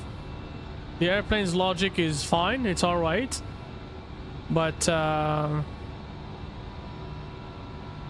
throttle detents option, I'm really hoping that FSLAB does something about it so we can finally set our throttles without getting in trouble every single time, man.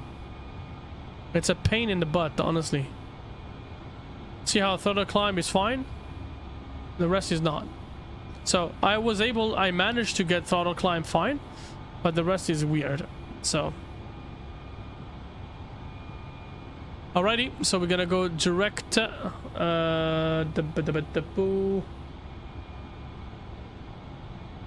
Cooled.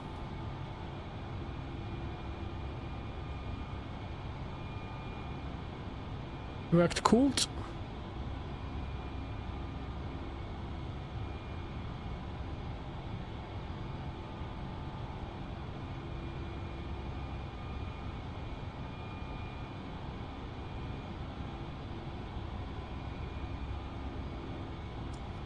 All right, so you can move the brightness of your lights. You can pretty much do it the way you want. You can configure your lights as much as you want and to your liking. So far so good. We're following the profile.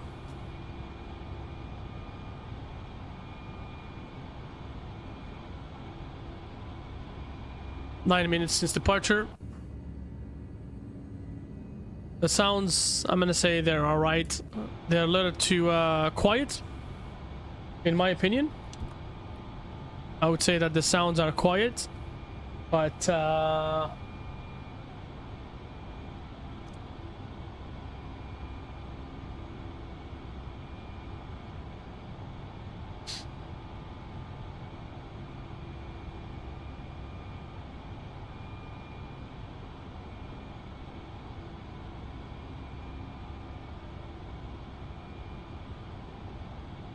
the way that the airplane flies by hand, let me tell you that, guys,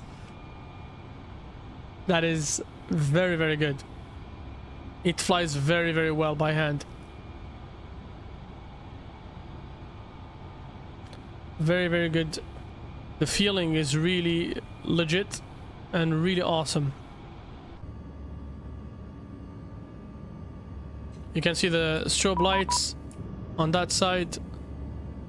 We got an ATC online. And they're looking for 1334. Okay. Let's do this.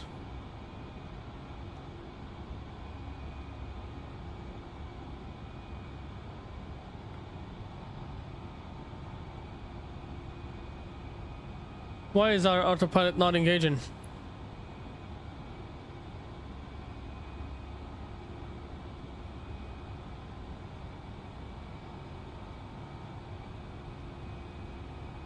Oh, okay. What's calling unanswered from Minneapolis?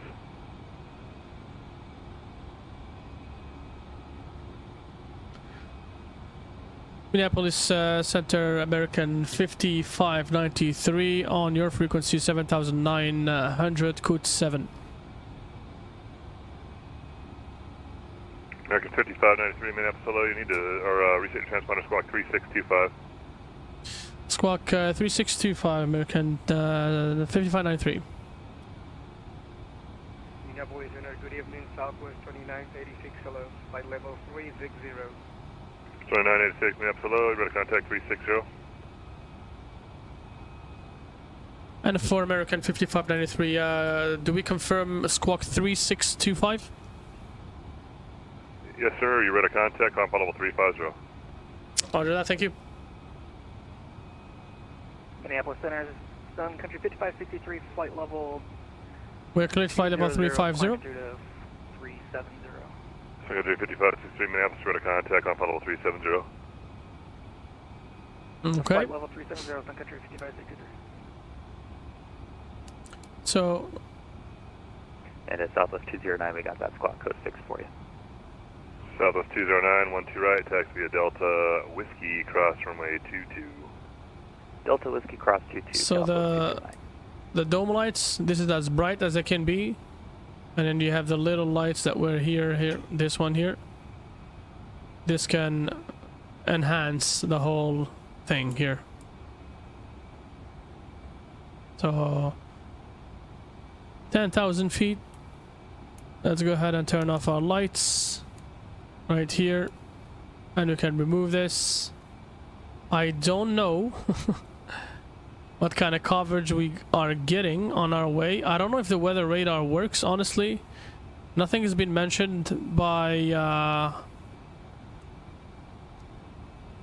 them, by FSLABS.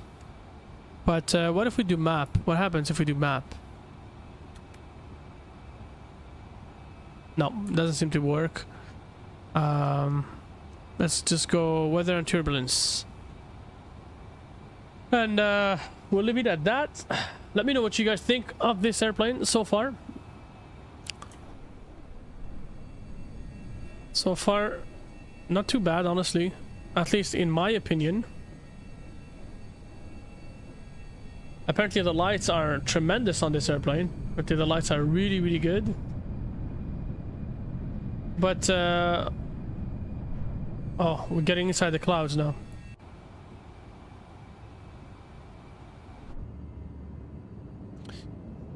What makes me really thrilled to use this airplane is really the fact that it immerses you Milwaukee Center, United into a level of realism that we have never experienced before. So the minimum equipment list, the de-icing, you know, up until now de-icing and minimum equipment list have, I mean, up until now GSX has been pretty good at providing us with de-icing services visually.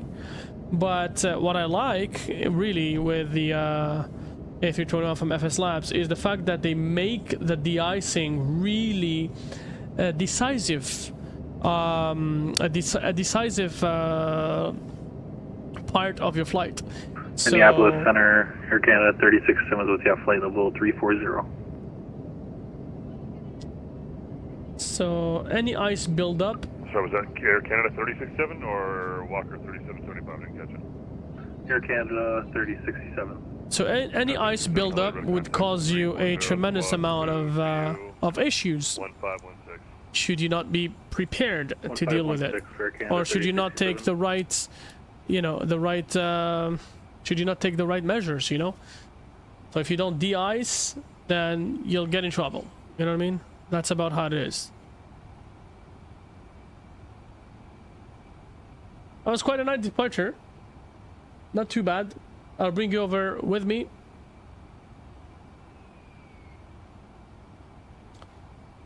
We are here. We are here. For some reason, my Streamlab says that I only have one viewer, which is definitely not the case. I can see more of you guys moving on that side. Get some music.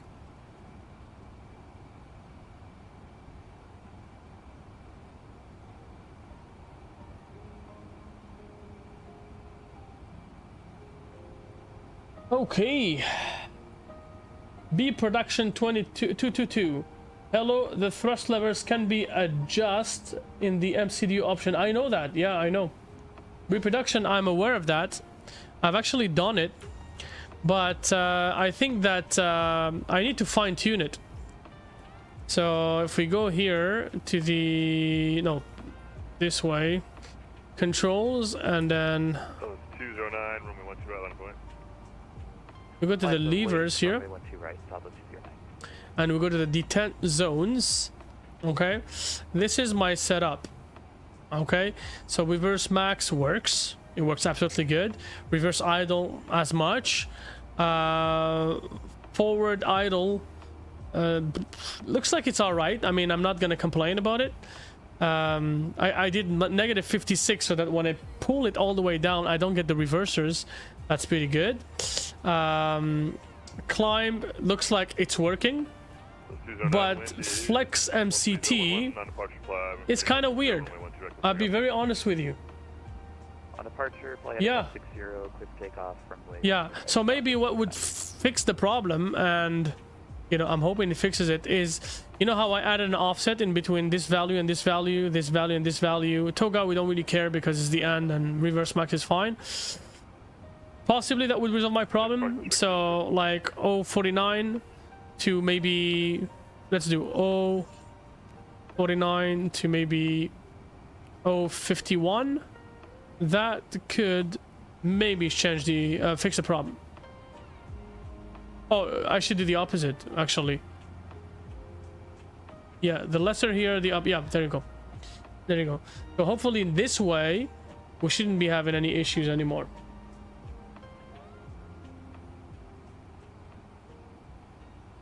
So that is for engine number 1, and for engine number 2 we'll do the same thing. We will do 049, 051, 049, 051, and we paste it. So flex MCT should technically next time be all right. Now, one of the issues also that I wish, you know, FSLABS, I do really appreciate the fact that they care for our ears. Okay, they really care for our ears. They're not making the airplane very loud. The airplane is in fact not loud at all. This is when I completely turn down the engine sounds. Okay, you go outside, you cannot hear the engine sounds at all. Okay, now I have FS realistic. Let's remove it here. All you get is environment noise. Okay, and then if we go engine sounds all the way up to 100, we can still hear them a little bit in the cabin. And now you can hear them slightly. Slightly. Okay. We'll bring them back to 80. I feel like the engine start sounded stronger, louder than the engine from within the cabin. So flex MCT at 50, 60. Yeah, it would depend on each and everyone's different quadrant and throttles. You know, some of them will have different sensitivities as you know, as you move them. Some of them will start twitching. Some of them will, you know, start kind of vibrating. It would sit at 0.50, but then sometimes it would play 0.50, 0.60. You know, I understand that the more leeway you give them, the better. In my case, it doesn't twitch that bad, but it goes kind of slightly from. I don't know if I can show you that. Maybe you can see it here. You go to the levers and the detan zones. As you can see, if I move my, you know, they move a little bit. You know, it's not too bad, but yeah, it didn't move the throttle climb anywhere, but it could potentially cause issues. But you know what? It's totally fine. Totally fine with me. Yeah, I'll try that. What kind of quadrant do you have? The TCA? Good evening. Descend via the Muscle 3 arrival. 1-2 right transition. 50-60. 50-60 here. That would conflict with idle. That would conflict with idle.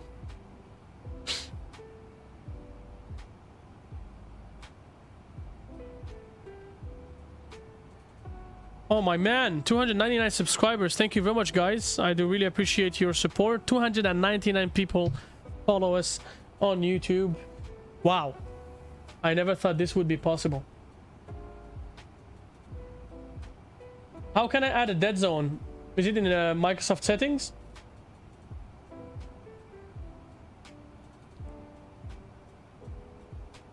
The 10 zones. It doesn't allow for dead zones.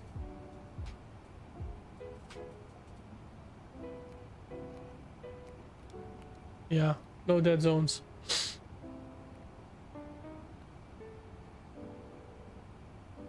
Yeah.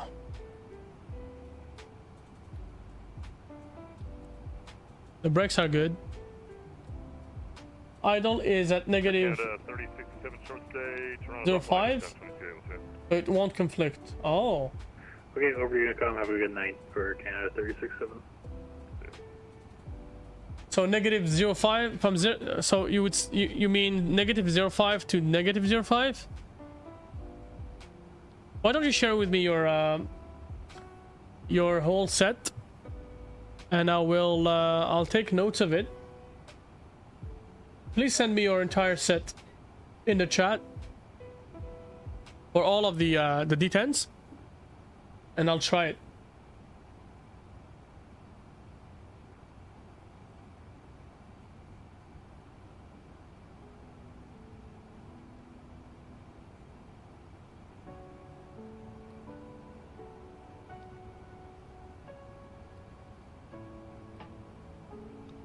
Okay, 5593, Unicom 22, we'll see you.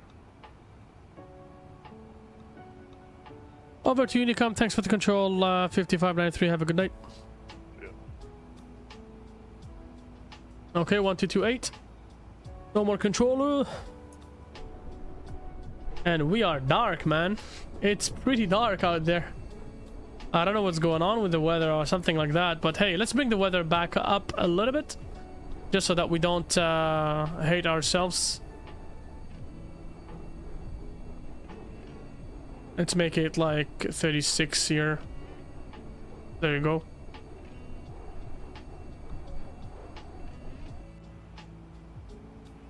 I got myself some cockpit views.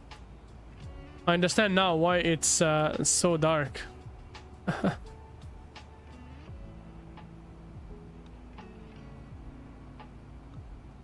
So it is a test flight, that's why we moved the time, guys. I do like to stick to real time, but we do have to move the time a little bit just so that we can it's a review at the end of the line, you know what I mean? So my idle is at negative 0.5, I believe it was. For climb, I would go more for like 0.45, 0.55, a positive number. Okay, I'll check that.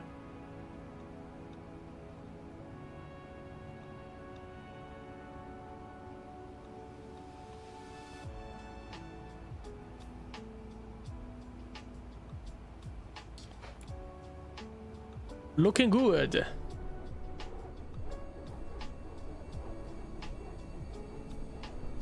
Pretty cool. And by the way, I'm using the FlightSimLabs livery not because there is no available liveries. They do actually have a lot of liveries available.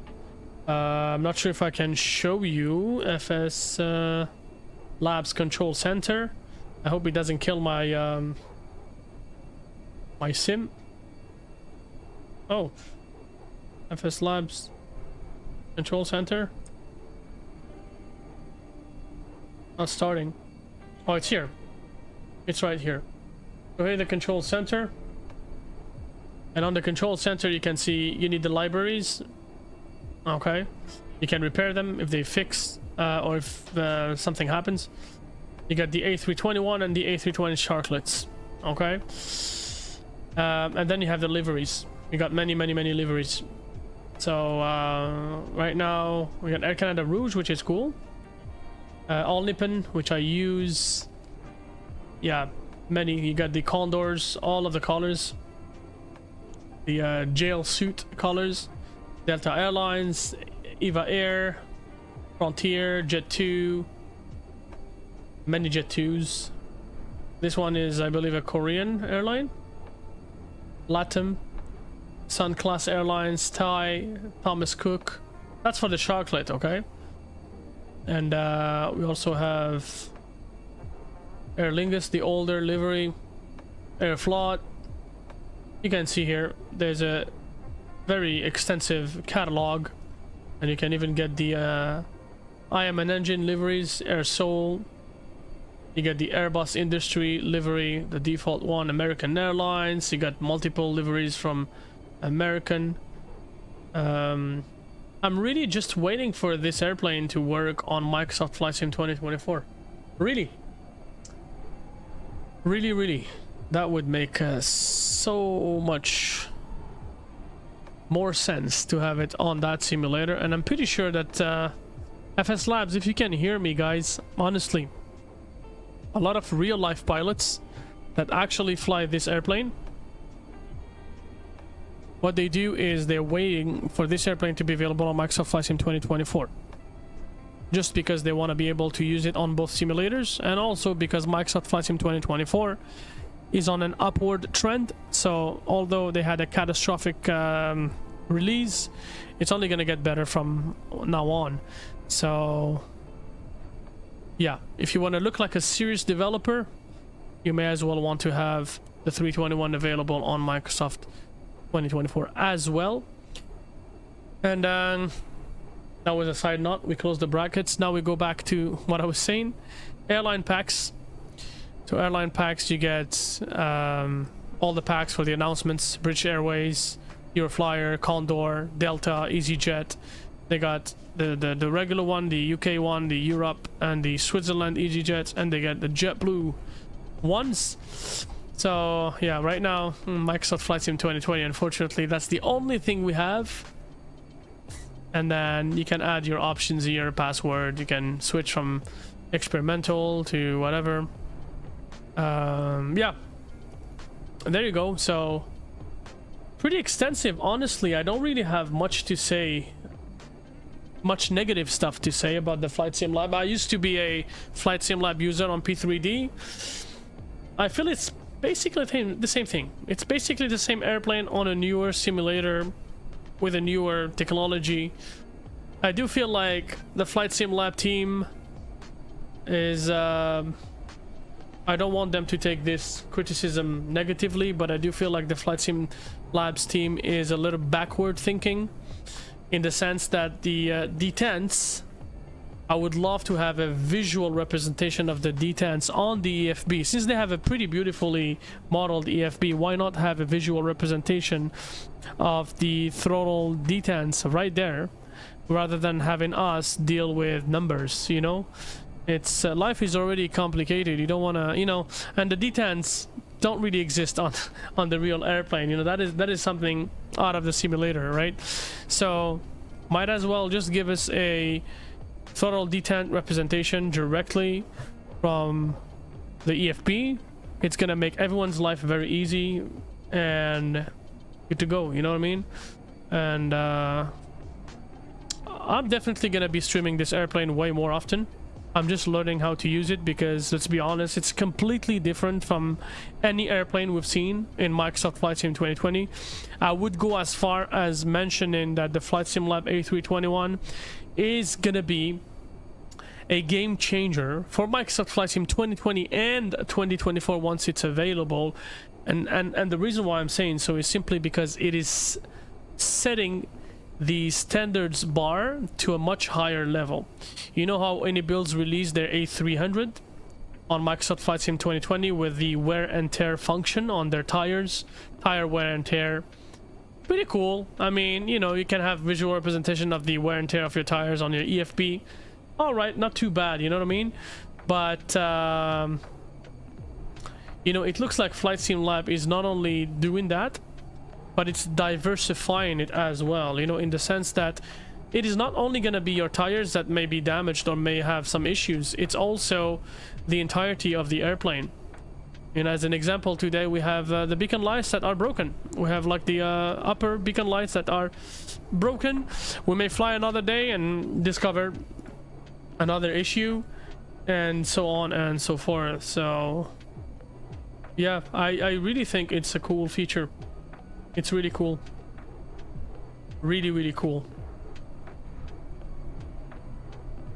We do need a lot more developers like FSLABS to by the way, I'm just getting the Rex Atmos restarted because I don't know if it's detecting my sim, but something's going wrong. But anyways, yeah, I do think that Flight Sim Lab is really innovative. The only issue really that's gonna make a lot of people think twice before they purchase this airplane is really the price.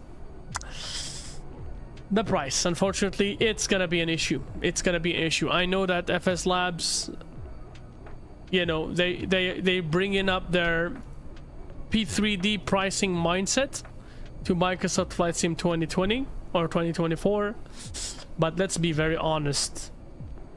I don't know of any airplane in Microsoft Flight Sim 2020 that cost this much. I think the only airplane that went as far as going above $100 USD, or like $100, maybe 120, 130 tax in, is the Challenger. The is that the Air Force Labs Challenger? No, Hot Start. The Hot Start Challenger. The Hot Start Challenger came at a pretty high price tag. It is absolutely understandable because that airplane was released from day one, completely done. That airplane was completely done, finished, ready to go, ready to use, you know. Not really the case for the Flight Sim Labs. The cabin is missing, but we're still paying full price. I mean, when I say cabin is missing, I mean I want to move in the cabin, man. I want to move from my cockpit, open the door, get into the cabin, look at the galleys, look at the flight attendants, see my passenger board, D-board with GSX. I have no interest looking at the passengers from the windows, from the outside windows, and see what they're doing, you know. It doesn't make sense for me. I mean, although we do have an option. Look, you could go to the drone cam. Okay, I'm just gonna show you that the cabin does exist, but is for some reason disabled from us. You can simply just go, let's just reduce the speed here. We're just gonna go 4, and what you can do is you can go to the airplane, get inside the cockpit, and this isn't Aerosoft, okay? This is not Aerosoft at all. I don't want you guys to get the wrong impression, but look how there's an issue with the cockpit, but the moment you get into the cabin, look, pretty good. The cabin actually looks pretty decent. I don't know why they disabled it. You know, we may actually be able to, you know, look at the cabin, get inside the cabin. I don't mind them not modeling up. I don't mind them not animating the door here, the cockpit door. They could leave it this way for all I care, you know what I mean? It would be like the PMDG. You would be able to go to the cabin. You would do a cabin walk around and whatnot. You would configure the views that you really want to configure. Like, you know, I want to have a view like something like this, maybe. You know what I mean? I want to have some kind of...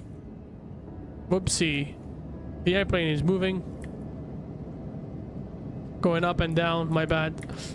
But you know what? Yeah, we would, you know, I would really like to have like some, you know, some bad boy engine view here that I can configure and set so I can look at my engines by myself without having them to tell me what is a proper wing view. You know what I mean? Look, it is not a visually pleasant experience. It's not the end of the world, you know, but it's still, for the price that they're gonna bill, you know, the least is that they allow us to look at the cabin and, you know, go to the galleys and look at the airplane. Looks like even, no, they didn't model the things here. Nothing is modeled, looks like. But the cabin is ready. The cabin, I don't see the reason why they look, they even have the logo here. Something might have happened. Maybe they may be something that caused them to not enable the cabin on day one. Maybe they just did it in a completely different way, so that you can see it from the outside but not from the inside. But then with Microsoft Flight Sim, when you go to the fixed, unless I have no idea what I'm saying, but I'm pretty sure I know what I'm saying. Can we edit these views here? We can't. I'm pretty sure we can't. The fixed cam views here. We got 6 views. You know, if we can edit these views, for all I care, I can proceed. No problems at all. 0 issues.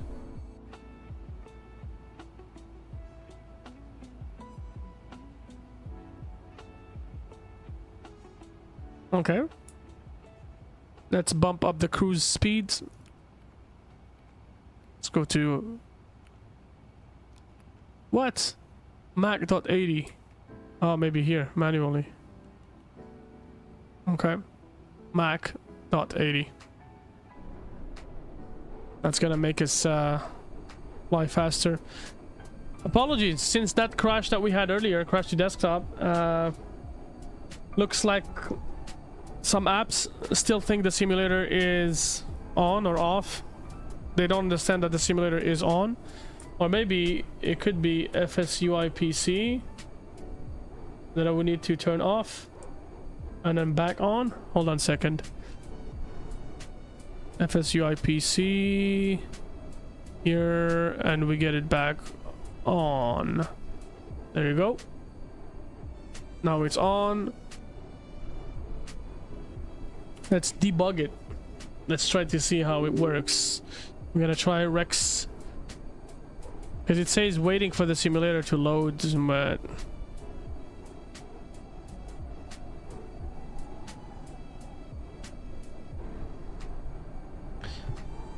guys, please remember, if you haven't done so already, please. So it says, yeah, it says awaiting simulator. So it doesn't know that my sim is running. Not a big deal. Not the end of the world, but okay, whatever.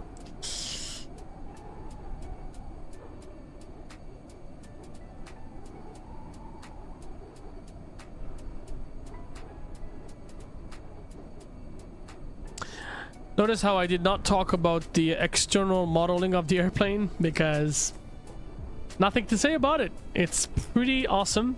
It looks as good as any other airplane on Microsoft Flight Sim 2020. They're all really good. They look absolutely awesome. And yeah.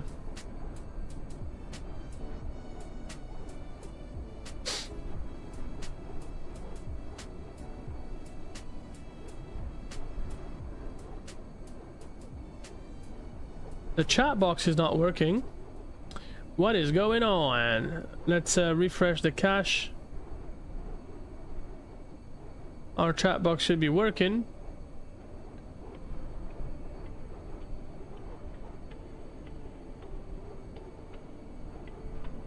Don't worry about the live chat bar. That's gonna change very soon. We're gonna have a new design, and that should hopefully get things running in a much better way, so we don't have to worry about the chat and things missing. Everything's gonna be good.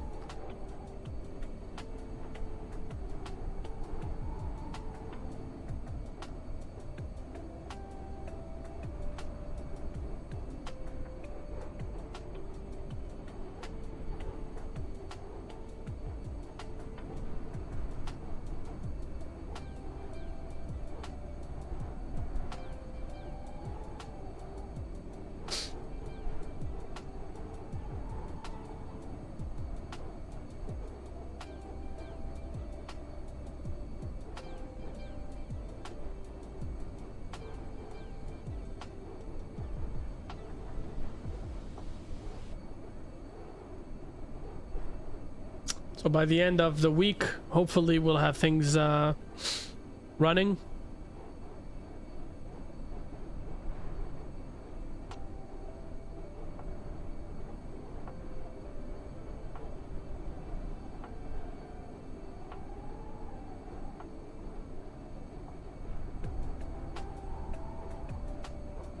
Looks like baby went to bed. By the way, can you hear me well? I think that I found the best possible configuration for my microphone. You have to forgive me for sniffing a lot. I do have an allergy, and that's not something I can control, unfortunately. I know some people will be annoyed with it. I'm being vulnerable here, right? I hope it doesn't really bother you. I got an allergy. I'm allergic to cats, but I have a cat. But I love my cat, you know. I can't be apart from my cat. But some people said that at first you get allergic to your cat, and then over the years your body gets used to your pet, and then you no longer show any signs of your allergy. I'm yet to experience that, but nothing yet. Nothing as far as right now.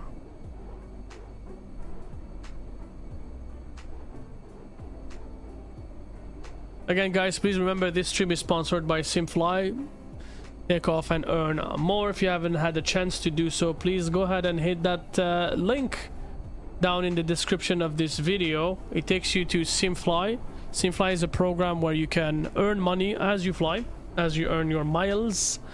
You can start with a cadet pilot license, which costs about 79 USD. If you have the money, of course. Nobody's forcing you to do that, but you could potentially invest 79 USD into that platform by buying a license. And then as you fly, you log your flights into their program, and every flight that you complete will earn you money. At first, with a cadet pilot license, you're not gonna make a lot of money. You're probably gonna make a few cents per flight, regardless of the flight time, but you will be earning a lot of experience points. Okay, as soon as you get to 14 USD accumulated, and that was equal to about maybe 2-3 weeks of flying for me, you will be able to upgrade your license to the student pilot license, upon which you will start earning double what you earned before.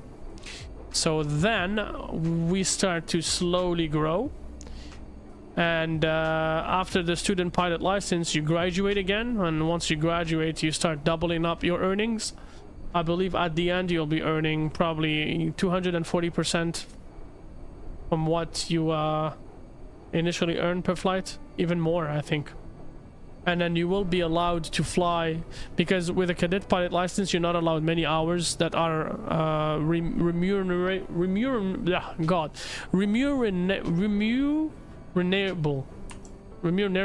I don't know what I'm trying to say. With a cadet pilot license, you only have about an hour and 30 minutes per week that you can be remunerated for, which means an hour and a half only per week that you be paid for, regardless of how long your flights are.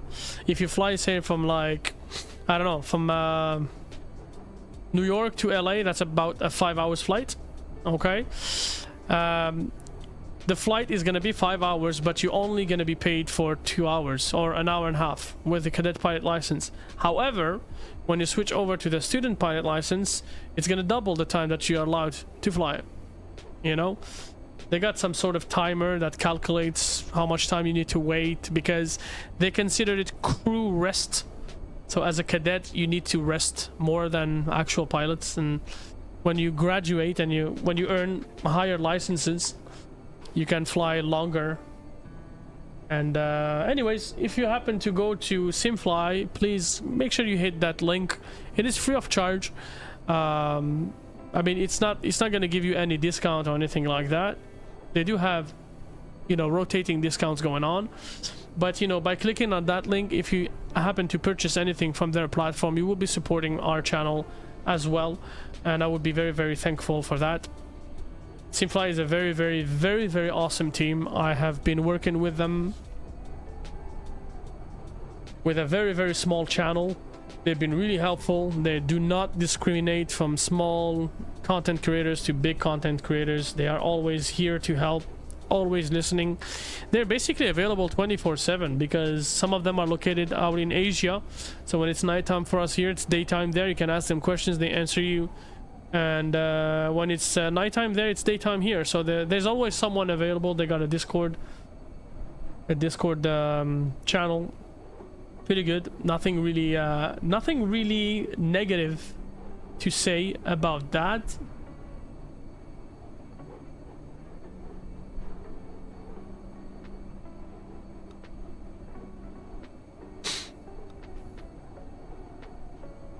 So, am I happy about this purchase? $116. Let me tell you exactly how much I paid.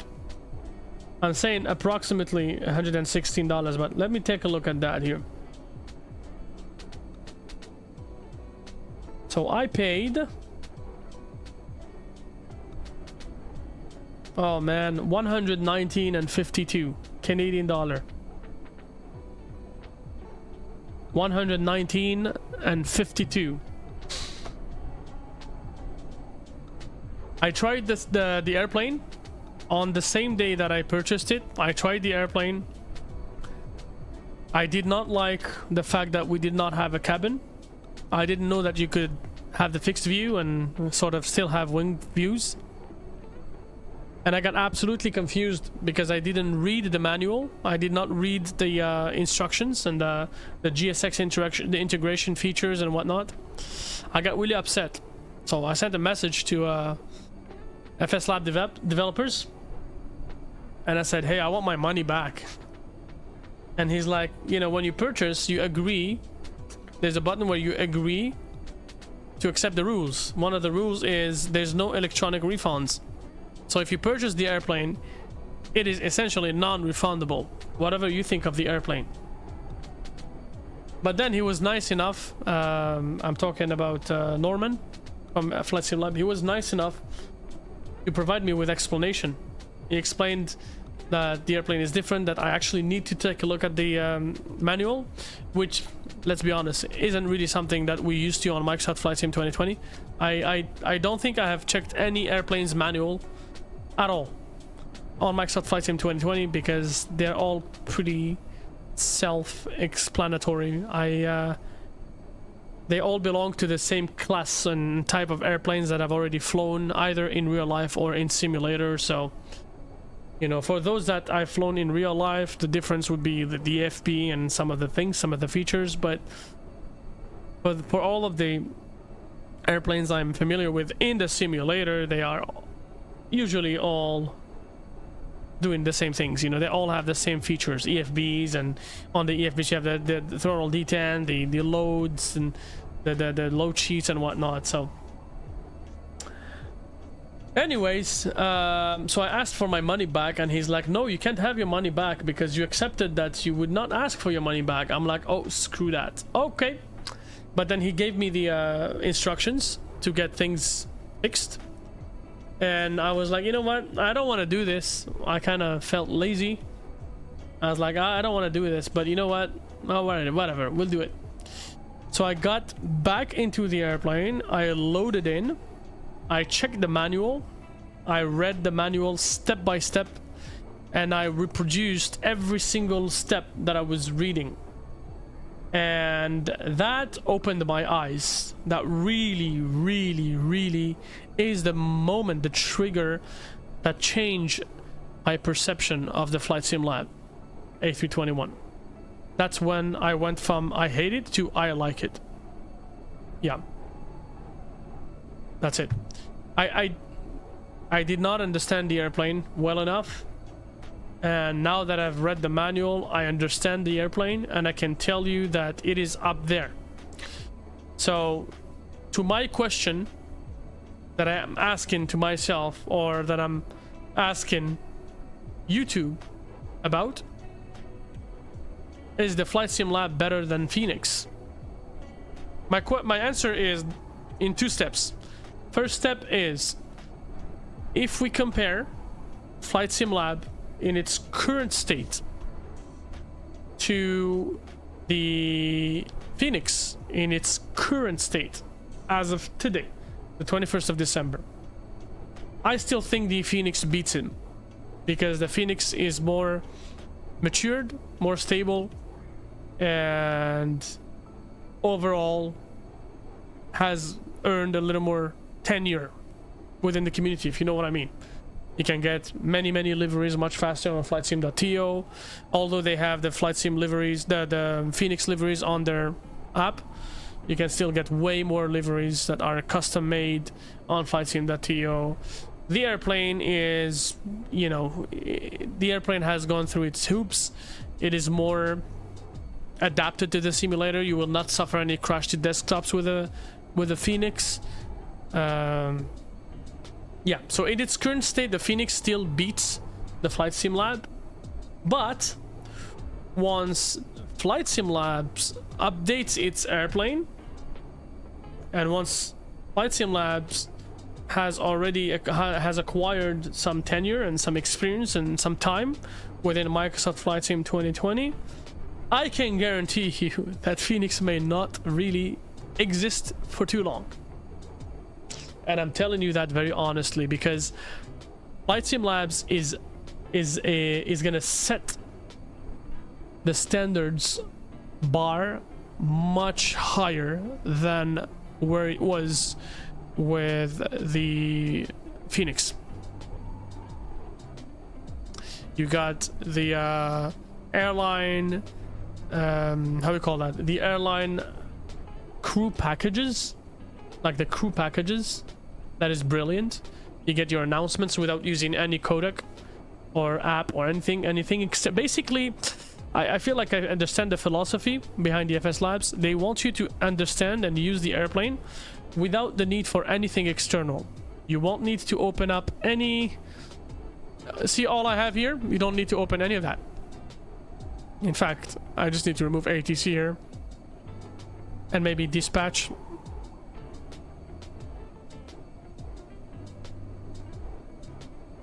Remove dispatch. I don't need FSLTL as well. This one here. And yeah, that's it. So you know what I mean? The philosophy, I like it very much. It's really cool. I like to focus on my airplane and not go from a button to another and click left and right and up and down and call for pushback. And by the way, speaking of that, look at this. You get a feature in the ASUS menu that is so cool. Look at this AOC menu, and then look what you have here. We can look at our gate. Okay, let's look at that here. So we are going to DC. Okay, at DC I'm gonna look at the parking gates. Okay, we're probably gonna be parking somewhere around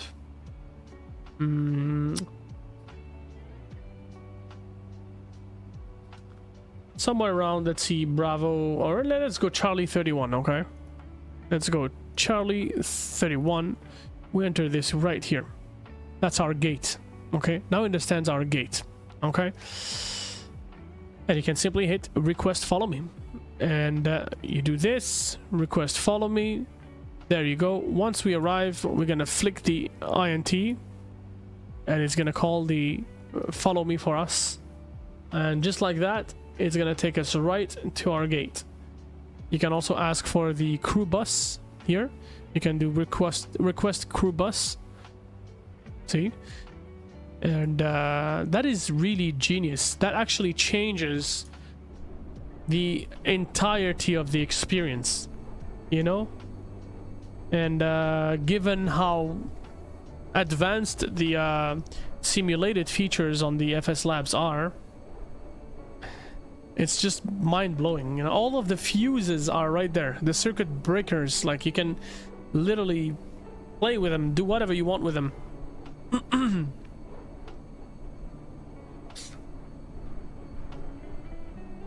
And that goes aside from FSLABS, you know, FSLABS reputation. I don't know if I have anybody in chat that wants to discuss that.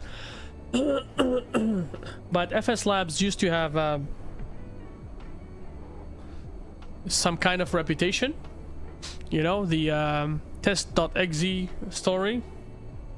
It happened, you know. We're all humans. Obviously, the developers were not targeting any of us loyal purchases, loyal customers, or like, you know, I don't want to say loyal, I want to say legal purchasers, you know. The test.exe was really meant to defy piracy and whatnot. I know that the way that they did it was very radical and very harsh, but I mean, put yourself in their shoes, you know. When you release a product that you have worked so many hours on, so many months, maybe years on, and you put it online, and someone doesn't respect you and then randomly goes and takes your product and shares it illegally, and you end up being impacted and not earning the money that you deserve. I mean, online, many countries don't consider this as a serious offense, but think about it as Flight Sim Lab or any developer selling their products in a box, okay, at the store, and you just walk in, you steal, and you get out of the store, and then you make copies of that CD or that DVD that you stole, and you start spreading it around. You know, that if it happened that way, you probably would be arrested. But because it's online, you kind of hiding behind the screen, so you can do whatever. And so yeah, I can understand where FSLABS are coming from.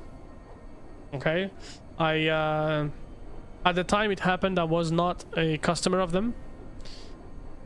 I actually learned about them because of that. I learned about them first time because of the test.exe story, and I still purchased their airplane. So I no longer use P3D. It's to me, P3D is buried a long time ago. It's dead and gone. But I believe they deserve a second chance. Come on, they deserve a second chance. So if I was asked if I recommend that you guys purchase the Flight Sim Lab or just stick to the Phoenix, I would say it really depends on your budget. You know, both are high fidelity airplanes, but some of them are extra high fidelity. I don't know if that is a word. High fidelity versus extra high fidelity. FSLABS, we know that they're gonna be releasing the Neo mod to their A321 very soon, and I would very much like to see Flight Sim Lab compete against any builds by working on an A350, because I know FSLABS can do that. So would you just buy the Phoenix if you have no money? I mean, if you have none of these two airplanes and you're starting off, or you're experienced simmer but you don't have any Airbus, and you got two options: either get the A321 from Phoenix, either get the free version on 2024 from any bills. That is a toy to me. Get the Latin VFR A321, or go with the FSLABS. I would say it really depends on your budget and what you're looking for. If you're looking for realism, if you're looking to take the experience to as much realism as possible, I would say probably go for FSLABS, honestly. And don't worry about the money. I know money is a problem. In most cases, money is a problem, but think of it as an investment. And I'm coming to you with an X-Plane mindset where I myself invested, what was that, $70 in 2016 when X-Plane 11 was released. I paid $70 on X-Enviro. Back then, X-Enviro clouds were like billboard clouds. They weren't even 3D. They would be billboard clouds, and then when you turn your camera, they actually turn with your camera to make you feel that they are 3D, but they're not 3D. You know? I paid $70 for that thing in 2016. But my investment has actually returned because they developed their program, they enhanced it, and also they've improved it to such an extent that I can even use it on X-Plane 12 without having to purchase X-Enviro again. I think that was a good investment, and I would hope that you guys can consider the same thing for the FSLABS. People will always say, yes, you know, we expect the product to be finished, and you know what? If you're a serious developer, even though you release your polished product, there will always be an opportunity to make it better. Because when you release it, you will probably receive some user input, some feedback, make things better, improve the sounds, improve the graphics, improve the way this and that works, improve the wing flex, improve the lighting, improve the flight dynamics, the physics, all of that, you know. So there will never be any developer that releases something that they won't touch. Even Windows, even Microsoft Windows, you purchase Microsoft Windows, you get it, it's working, but they do have to constantly improve it dynamically, because, you know. And the reality with these airplanes that we get is that these airplanes are in a dynamic environment. They are based on a simulator that itself changes constantly in a market that requires more and more every day and is getting pickier and pickier as we go. So yeah, if you want to throw your money at Latin VFR and get the A321 and just get a functional airplane that takes off, lands, has basic features, and that's it, that's all, voila, you got it. It's your call, you know. If you want to push your yourself to the limits, challenge yourself as much as possible, work on the parallels of real life procedures versus sim procedures and compare that, Flight Sim Lab is a pretty good option, honestly. That would be an awesome Christmas gift to your brother, your sister, your father. And I'm not being sponsored by Flight Sim Lab, honestly. I am just a user that hated Flight Sim Labs A321 on day one when I purchased it at the $119, but now my vision has completely changed. Actually, funny quote. The day that I purchased this airplane, I did one flight, I hated it because I didn't understand anything about it. And while I was flying, I have a second monitor, I was watching Mickey T. Mike. If you guys know Mickey T. Mike, he's a content curator. I think he's from the Caribbean or from the United States, something like that. And he was tired on that day when he was streaming. He was tired. And he mentioned that somewhere on his video that he was tired and was like, I apologize if I look like I'm low energy. I apologize, I'm tired, I had a long week. Totally understandable. But I didn't know that, because when I tuned into his video, the stream had already started, and I skipped that. I didn't go through the moment where he explains that he's tired. And he was streaming the FSLABS, and I was tired after my flight, and I was really frustrated. I paid $119. They don't want to return the money back to me. I'm stuck. And I went to see some different opinions, and I see him landing somewhere in San Diego or something. And he's also pissed at the Flight Sim Labs, and he's like, we waited on the ground for an hour because we couldn't even set our throttle detents. And I'm like, oh my god, what did we just do? Why did I just purchase this airplane? Oh my god, you know. But thankfully I have nothing to say about the customer experience that I had with FSLABS. I was upset. I wanted them to give me my money back, and Norman himself, Norman, I think he's the owner of FSLABS, he actually responded to me, and he guided me, and he offered me a top-notch service. Thank you very much, Norman, if you happen to stumble upon this video, my friend. Really, really, really would like to have more and more of developers like you, just because of how you do things. Not what you do, but how you do it. Thank you very much. So yeah, he even sent me an email the next day to touch base and ask me, hey, have you tried to do your flight? How is it? How did you like it? What did you think about it? You know what I mean? So I'm happy to have given them my money. In a sense, that's what it is. And I hope that all of you guys, flight simmers and av geeks, hopefully get to this video and listen to my words. A lot of people have showcased the Flight Sim Labs, you know, they filled up their videos with colors, and you know, put a lot of cologne on the videos, and you know, all good. But this is my very, very raw and real perspective, and my advice to you, if you guys want to consider it, or if you guys think it's worth consideration. And when we're still mid-flight, you know, we haven't even completed the flight, you know. We're heading towards our destination. Oh man, I love those clouds. Those clouds are perfect. The sunset, oh, rock and roll.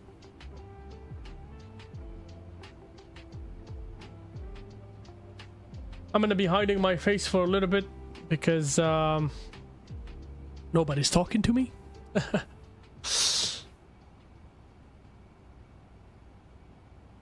There you go. Some Christmas lights, shall we? Gotta get some Christmas lights.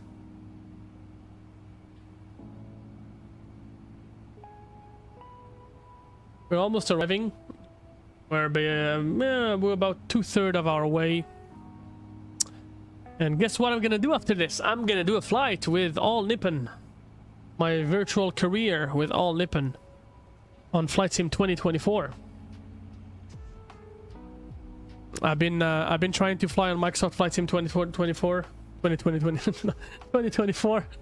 in the past couple of days since I got the RTX 4070 Ti Super. I do have a better performance overall on that sim.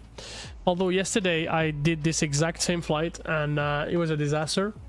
Not because of Microsoft Flight Sim 2024, but because of the sceneries that are not really up to date, optimized, or compatible with 2024. It is normal, so I'm not gonna complain too much about that. But overall, you know, All Nippon, all of my flights are mostly in Asia, Japan, and most of the sceneries in Asia and Japan with cloud surf and Derzeki, cloud surf, Asia. I can't remember all of them. Paxim, I think. All of those guys, they have their sceneries backwards compatible and forward compatible, so really no performance issues at all with the with their sceneries. And there's a lot of destinations that I have within Japan, national flights,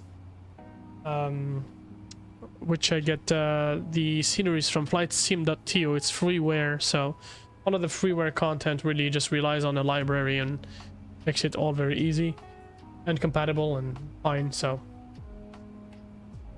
not much problems.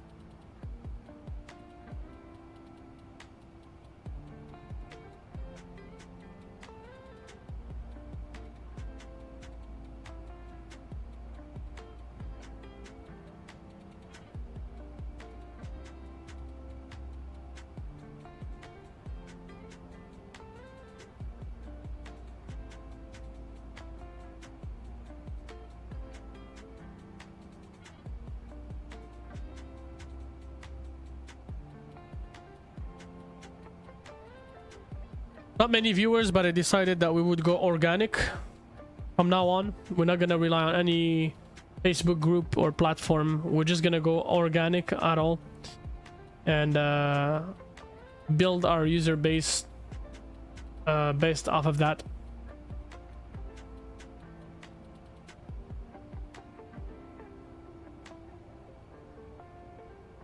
So I've updated the description of our channel, Easy Aviation. The description of the channel has changed, and it kind of explains what I do with this channel. And actually, for the first time, I do have a set schedule. I have a set schedule that would hopefully make everyone happy. We're hoping. Oh man, I love the lighting here and the PBR element. Look at this. You can even see the captain and the first officer inside.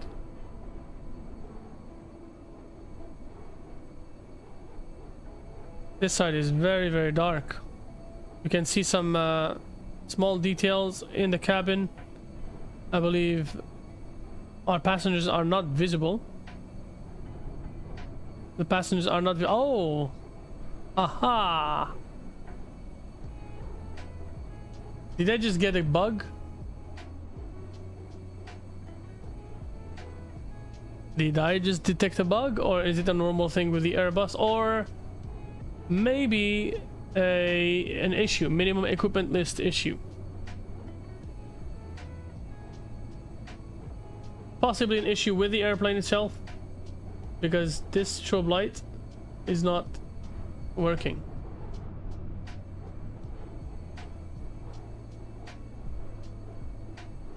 Yep, it's not working. Only this one is working. Aha! We caught it. We caught it. So the nav lights are okay. The red one and the green one are visible, but strobe lights here is working, not that one there. Oh man, I really want them to make an A319, A320, A220 as well, if they could.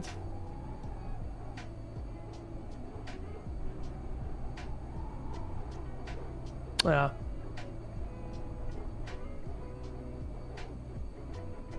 I tried to load the Flight Sim Labs in Microsoft Flight Sim 2024. The airplane loads, but and you spawn outside of the airplane, so you can do a walk around and look at the airplane, and it's super beautiful and all that fun stuff. But the moment you get inside the airplane, everything is turned off. The airplane does not turn on because it relies on its app. But I really want to see the Flight Sim Lab compatible with 2024 as soon as possible. That would make me fly more often on 2024.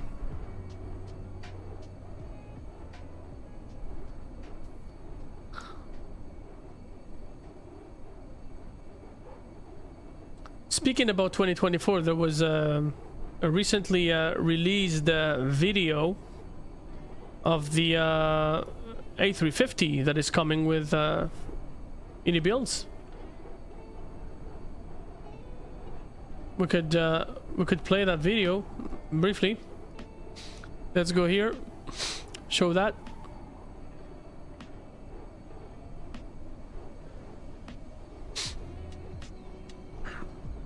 Builds A350 airliner. I love how they made it look like an air show.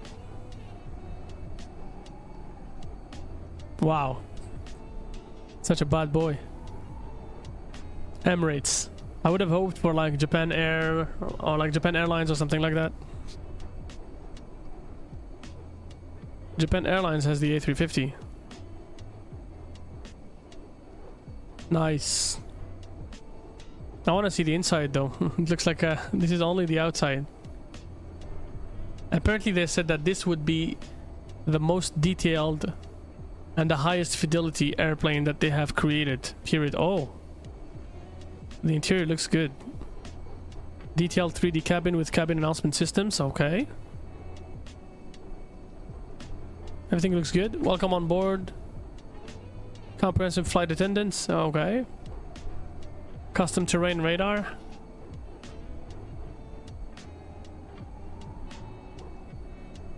Extremely detailed system simulated options. Wow.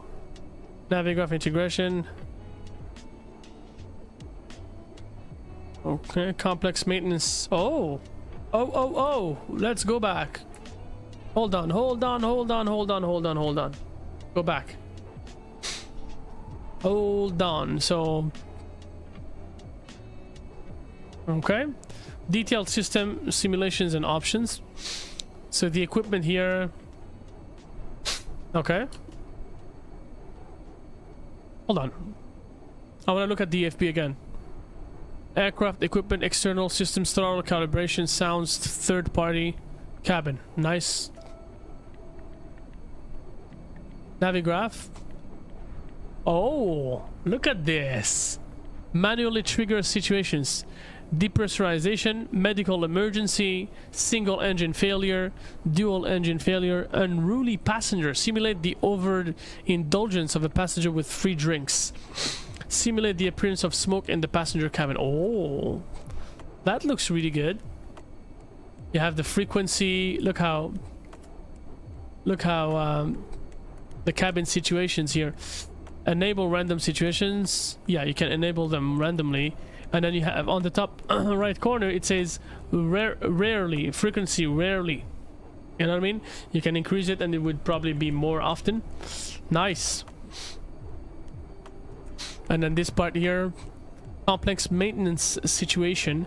So the wear and tear that they've introduced with the A300, hydraulics, oil, APU cowling door, deploys, tow rat, hydraulic refill panel, fueling panel. Well, it's about the same thing as the A300. Hydraulics and oil and APU oil. I mean, yeah, okay. Hoppy's alright.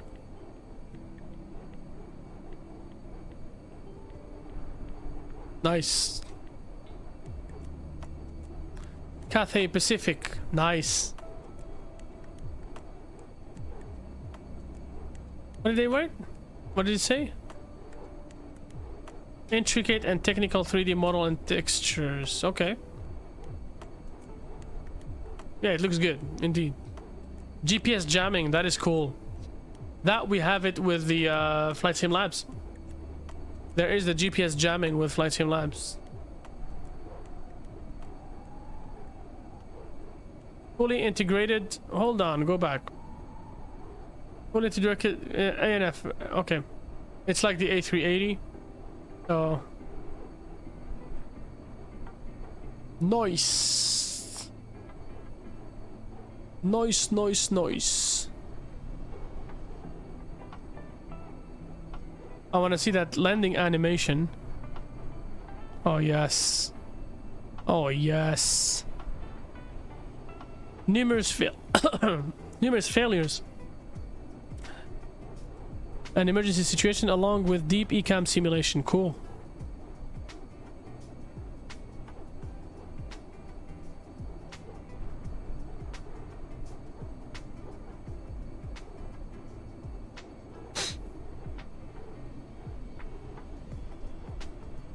Haha, they're showcasing their own airport. Brake to vacate. Nice! The A350 along with the 787 are my two favorite airplanes. Coming Q1 2025. Flight Sim 2025 and Flight Sim 2020. Yep, they did announce it. They announced that they did change their minds.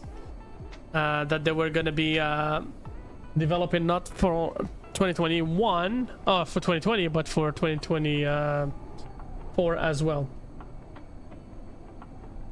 Okay, back to you guys. Hope you guys enjoying the stream. I don't see many people, but I do see a lot of likes. I do really appreciate you guys' contribution. Thank you, my friends. You guys are a small number. I could technically know all of you guys one by one, and this would be like a family situation. 301 subscribers, my friends.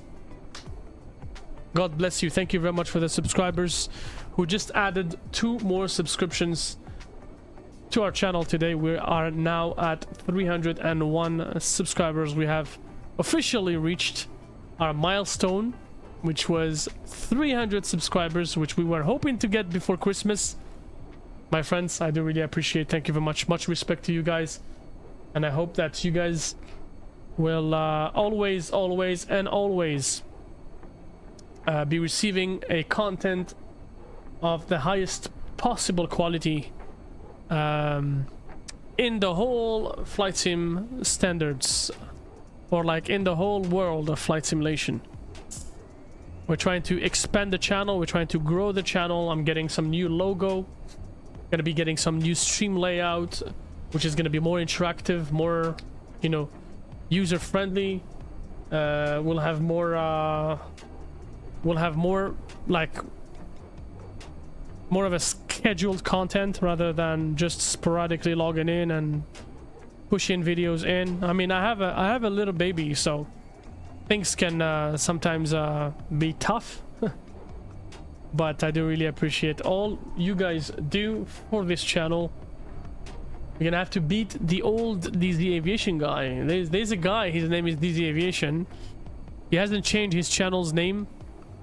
So I was thinking about either changing my channel's name to DZ or DZ Aviator, or just simply sending him an email and asking him to change his channel name so that it's not confusing. There are actually 3 DZ Aviations, me included. So I'm gonna make sure that my logo stands out so you guys recognize what is the real DZ Aviation, you know? Yeah.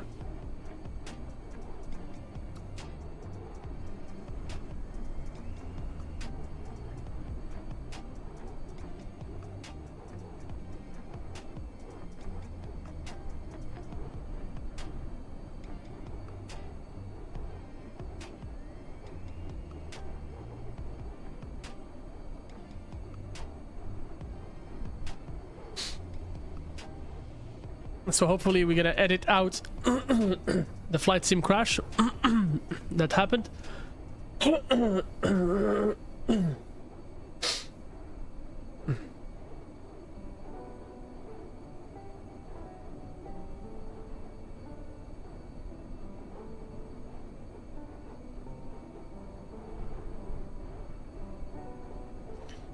It's getting dark now. The logo light, just like in real life, does not turn on unless you're under 10,000 feet. I'm kind of getting used to the sounds. I feel like it sounds a little quiet. It sounds quiet, but I don't know. I'm gonna... Let me try to play with the volume, with the same volume.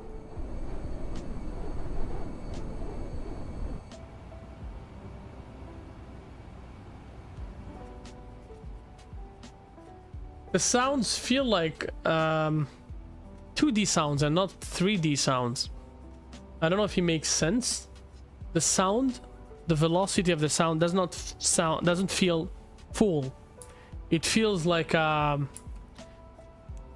if it's coming out of a pipe, a tube. You know? Hopefully we get an FTC preset for this airplane.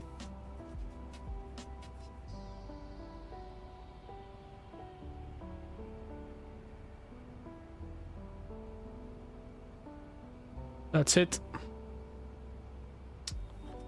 The blind, by the way, if you guys wonder, they actually work. All of them work.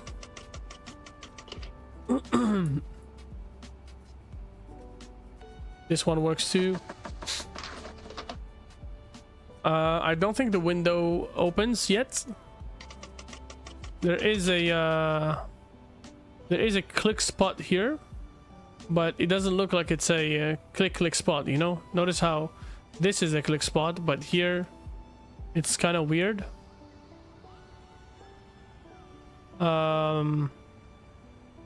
Yeah, I haven't found any click spot for the window. Here, this opens so you can do your oxygen tests. I wonder if... No, this one doesn't work. I tried about everything the other day when I tried it myself. This doesn't move. There is...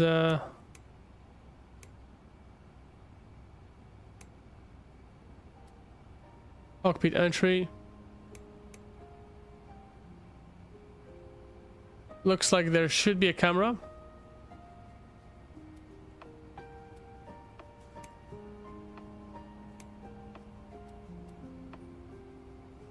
Please wait. I think it's dark. It should be visible, but it's just dark. That's why we won't see anything. But it should be working. You have the option to get a printer, I think, if I'm not wrong. Oh, this is the browser. This is their browser. They got an ACARS log.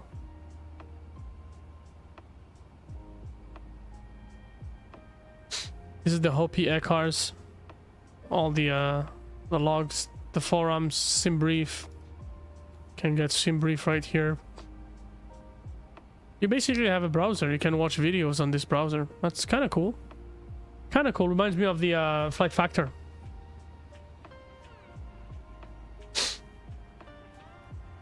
What else do we have? What else do we have that I haven't showed?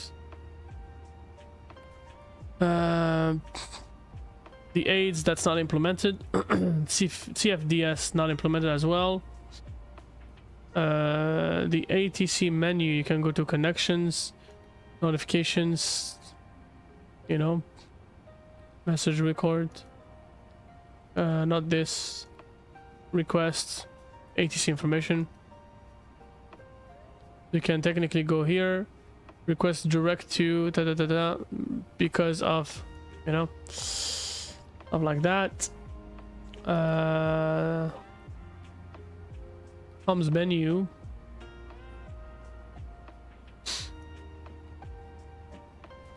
OFP data.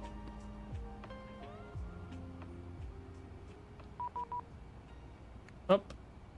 We got a message right here. Auto ATC. There's no ATC, so they're asking me. So auto ATC, if ATC is offline, you may receive automated guidance to assist online controllers. After receiving instructions, resume all navigation, as auto ATC does not offer separation services and is not available everywhere. Provide feedback, please. Auto ATC Cleveland Center advise cross Bucko at or below flight level 310. No separation service provided. Okay, So it looks like we are reaching our top of descent. So we're gonna go and we're gonna go ahead and request ATIS, arrival ATIS services. Weather and ATIS. Let's go and request that. We'll wait for the messages. DC, we're looking for.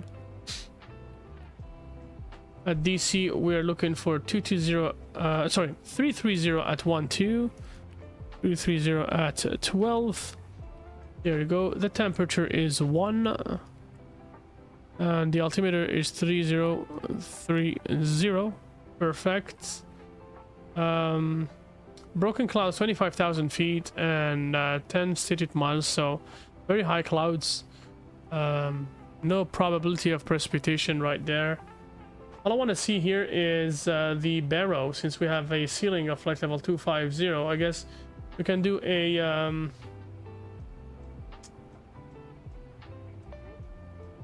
glide slope out 480. There you go. And by the way, you can print. I just I'm trying to see where, because there is like there's a way to choose your printer. I think it's various. Is it various? I told you about GPS jamming. It's right here. The GPS jamming only works in some areas according to real life procedures. So some areas that are controlled by the military or something like that.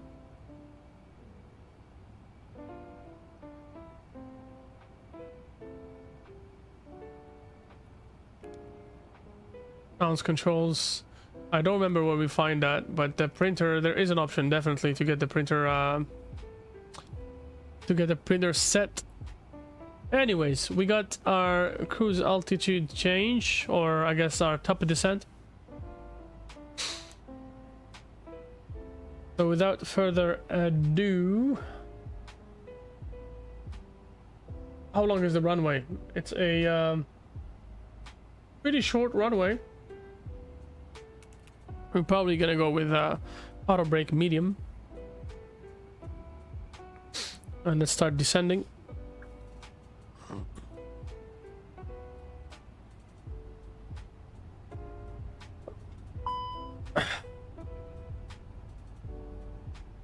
Speed brake disagree. Why does it disagree? Lever retract. Keep it here.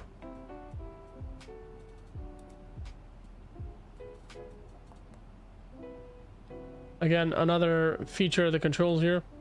I don't know if the speed brakes. No. Just the flaps. I don't know why the speed brakes disagree.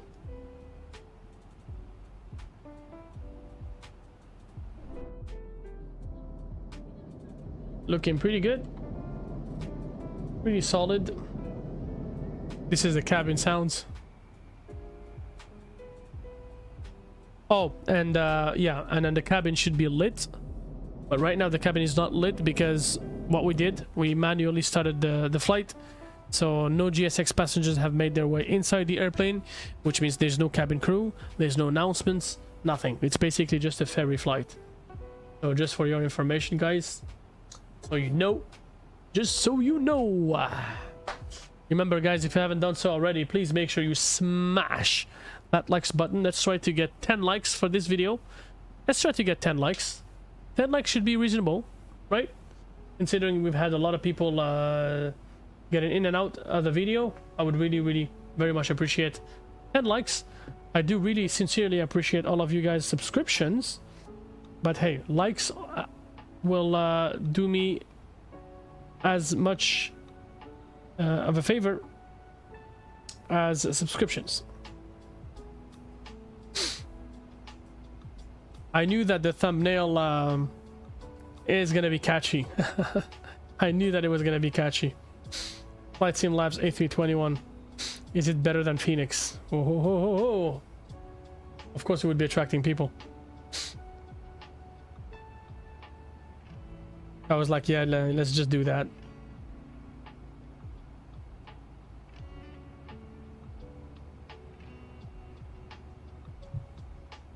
It's very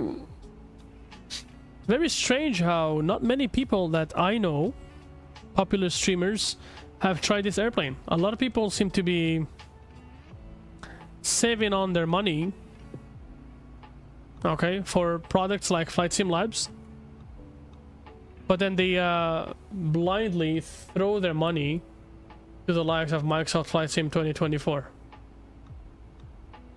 You know, that is something I don't really understand.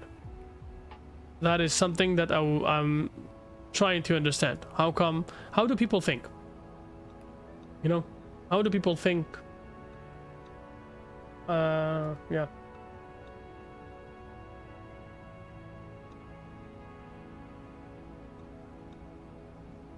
What's our next waypoint? Honor, bravery, courage. Where the heck is Baku? Have we passed it already? Probably passed it. Pledge we will never forget September 11th.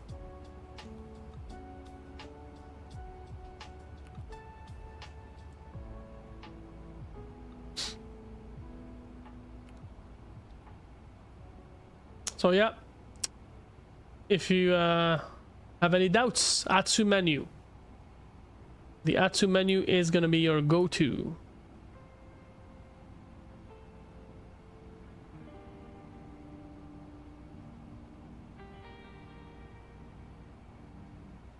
So we go into bravery. Okay, for flight level 220. Let's continue our descent. By the way, I love the sounds of all of the knobs here. When you move them, there's like a small click. I love it. That is really good. We got a message whether at at DC. Cool. I think that there's an option to print it, but it doesn't come out. Does not come out. There is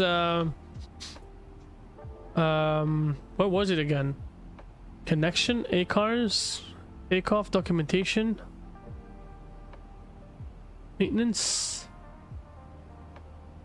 No, there is an option somewhere. I don't remember what it was, but there definitely is an option. I think it's in the options here. FCU, no. Fuel, no. Engines, adheres, no. FMGC, no.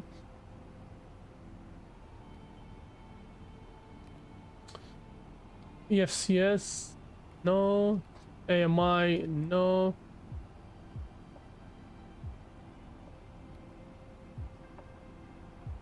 No. Various. Nope. Displays? No, that wouldn't be.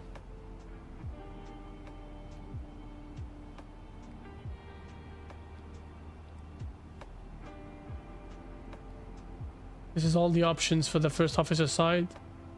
We're the captain, so this is the server.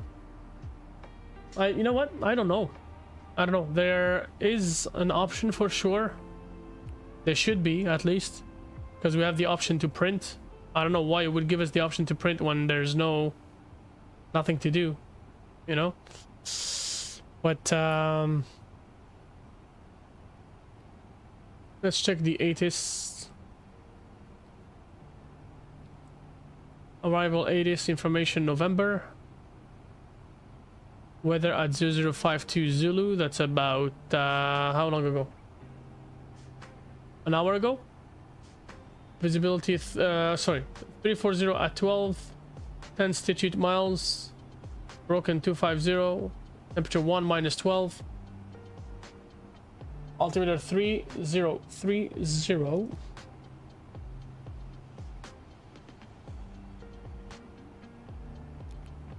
Sorry, 340 at 12. It changed.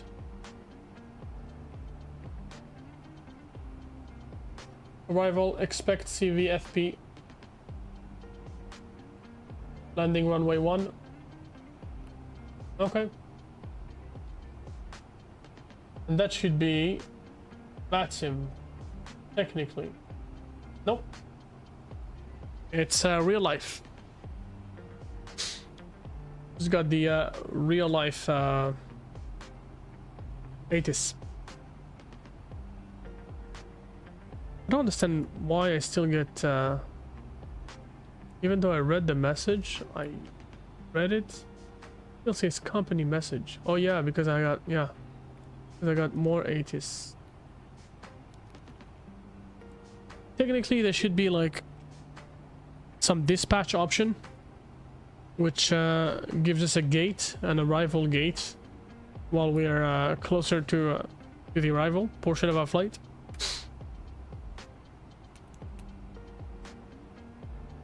All right, we're flying over Pledge. Should be at 1500, hopefully.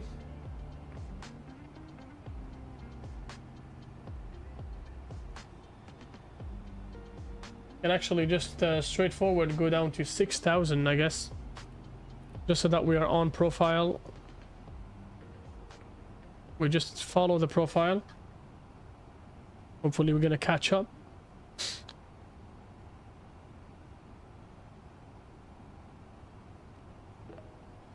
And then I don't think we need the lights anymore. Gonna get a little serious now.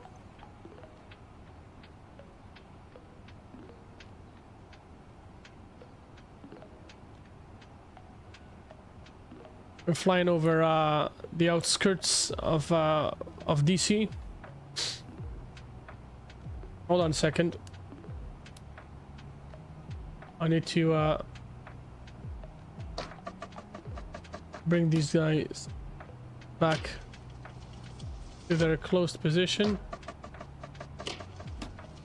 There you go. In case of an emergency, you never wanted to have them down. I can cause you issues.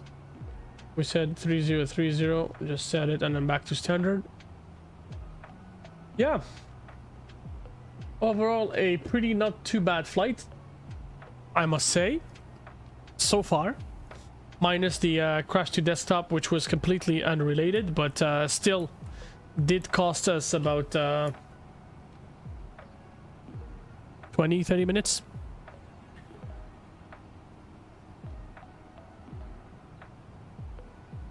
Cloudy flight deck, how is the plane so far? The plane is absolutely, you know, brilliant. Honestly, it's behaving really well. Haven't had any issues. I would honestly, in my humble opinion, recommend FlightSimLabs A321. It's actually, I would say, potentially gonna become a better option than the than the Phoenix. Simply because of its level of realism. It's a very realistic airplane and it mimics the realistic procedures of real-life pilots, and I think that's just really a good thing, you know. Plus you have wear and tear simulation for the entirety of the airplane. You get a tech log, which makes you really more aware of each component, each part of your airplane. If you take off and you have like a tail strike, that's gonna be a damage. It's gonna be on you, you know. And if you don't de-ice and you take off with surface accumulation on your airplane, you may end up crashing it or damaging the airplane components, you know. And also if you don't de-ice your airplane, if you taxi on the grass, your engines may end up being damaged, because in reality, if you can't taxi on the grass or on anything but the pavement area at the airport. So if you taxi on the grass, what will happen is the engines will start sucking up the soil, and if parts of the soil get inside the blades, the engine blades, it's gonna damage your engine. So your engine performance will degrade and may end up in an engine failure. So that is another one that I really like, that I'm really enjoying. yeah, aside from that, you know, there is the occasional hiccups when it comes to the procedures and the GSX integration. You do not have any passengers simulated in your cabin. Your cabin is basically completely dark if you don't have your passengers board the airplane with GSX. So, I mean, it does add realism when you use the GSX integration. If you just go ahead and add the loads into your airplane, you're still gonna be enjoying your flight. But yeah, the airplane is absolutely good. I would say it's a good investment, you know, rather than pay tremendous amounts of money for the likes of Captain Scam, or, you know, buy Latin VFR airplanes, or you know get some absolute nonsense airplanes for like even cheap, even for 20 bucks. I wouldn't invest money on that. I would save up my money and pay up the price that FSLAB is asking for, because you know they are coming at the end of the line from a good 10 years easy of experience. They are absolutely in control of their product, and we can definitely see it through the end result. I haven't had any issue whatsoever with the airplane, aside from, you know, the throttle detents. The throttle detents, it's my fault. It's not the developer's fault. It's just my throttle, and you know, I need to fine-tune my throttle and kind of find a sweet spot with the whole thing. Yeah, it just takes some time to learn the airplane. I mean, the cabin, you can't just turn around and walk to your cabin, because the cabin is not modeled as part of the cockpit. If you want to go to the cabin, you need to go to your fixed views, which I don't think is the end of the world already. We're buying the airplane not for the visuals, but not for a wing view, but rather for the actual airplane itself and what it does, what it has to offer. So it is VATSIM ready, certified 100%. It flies like a charm manually. It really flies. I would say it flies a little bit better than the Phoenix, honestly. When we think when we think about it, manually, when you're manually flying it, it feels better than the Phoenix. The only thing that I would put a comment on is the tiller. It may be my joystick, it may not, but my tiller works absolutely well. It has no issue, and the tiller function with the Phoenix is a little bit more rounded. The movements are more smooth, you know, but the response is on the FSLABS, the response is kind of no response for a while, and then once you get closer to the end of your axis, your tiller axis, suddenly the nose wheel just goes. You don't feel any weight in the nose wheel on the FSLABS. On Phoenix, you do feel the weight of the airplane by turning the nose wheel. All right, we have a manual here. We may need to remove.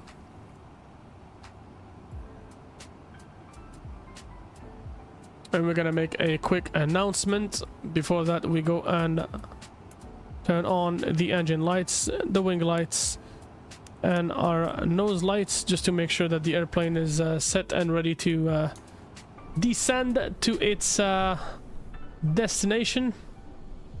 Look at the lights. They actually look brilliant. The strobe lights on the left wing, it's either a bug or this airplane is having an issue with it, because the left one is working. Well, we know that the strobe light, the bottom one is working, but the top one is broken because of the technical feature we have on this airplane. So let's go ahead and turn the flight recorder on, my friends.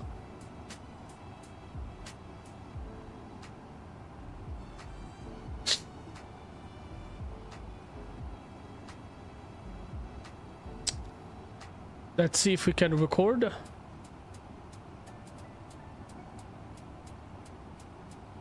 Cannot connect to Sim Connect. Please start Flight Simulator. What? Sim Connect is off.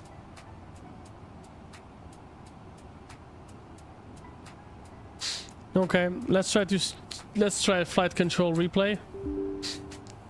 Flight control replay, come on, man. I hope it works.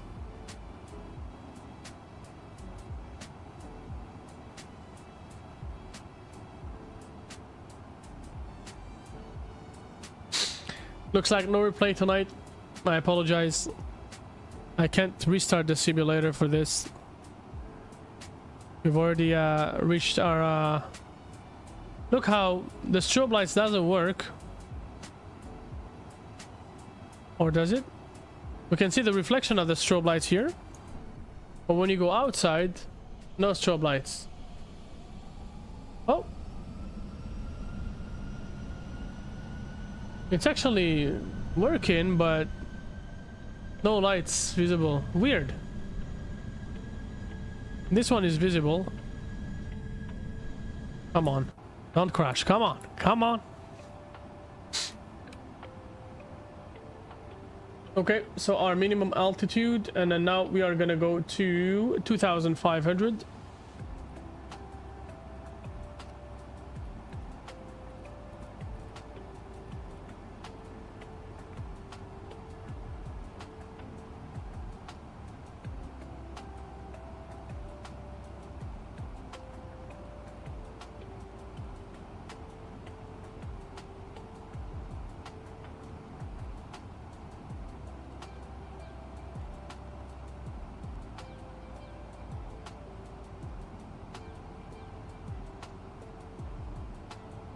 We're a little bit above the mandatory speed, 250 knots, but I wouldn't say it's a big problem. Not right now. And so the weather radar does not work, unfortunately. Flight control replay.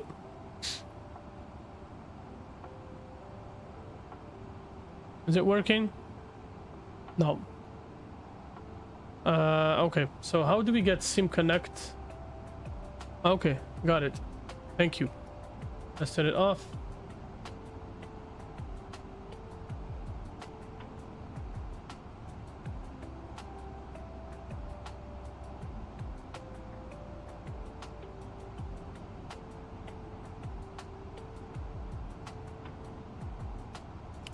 Go flaps 1.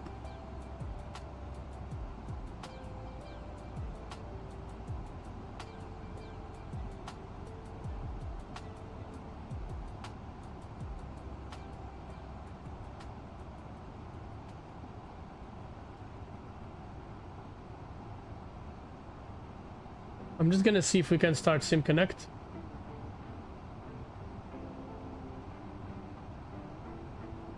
I can stop the music. I do want to have the replay set, but we don't know. Let's see. I'm just gonna check the Sim Connect where it is.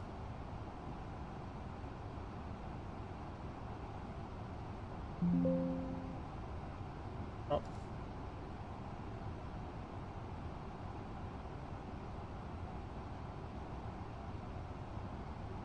Not gonna work.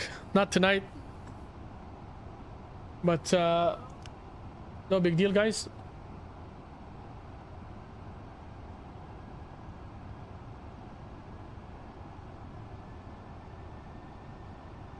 $3,500.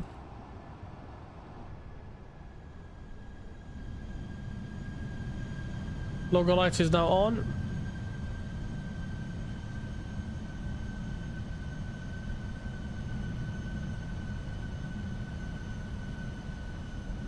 See what I meant? The strobe lights is not really working, but not gonna be a huge problem. Approach phase we can activate.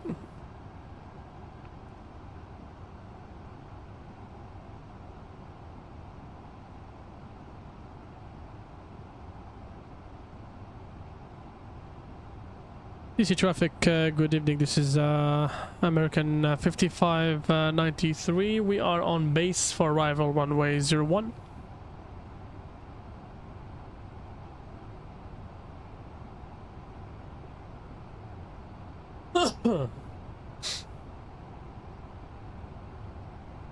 $2,500. There you go, 2,500. We'll go flaps 3. Make sure we have the ILS turned on here. And we're just gonna go to the rad nav just to make sure that we got the correct frequency here. On the ILS, we're looking at 1099. That's here, that's DC. And then for the final approach course, it's 7 or 007. So we should be good to go. Let's do that, my friends. Flaps is going full as we wait to get established on the runway. We're gonna go final check here. Make sure we have all of the lights on. Make sure our seatbelt signs are off. Make sure we do not have any issue on our ECAM systems. There you go. And if we take a look at our wheels, everything is all right. Hydraulic pressure is neat. All good to go. Perfect. We're gonna land in a moment.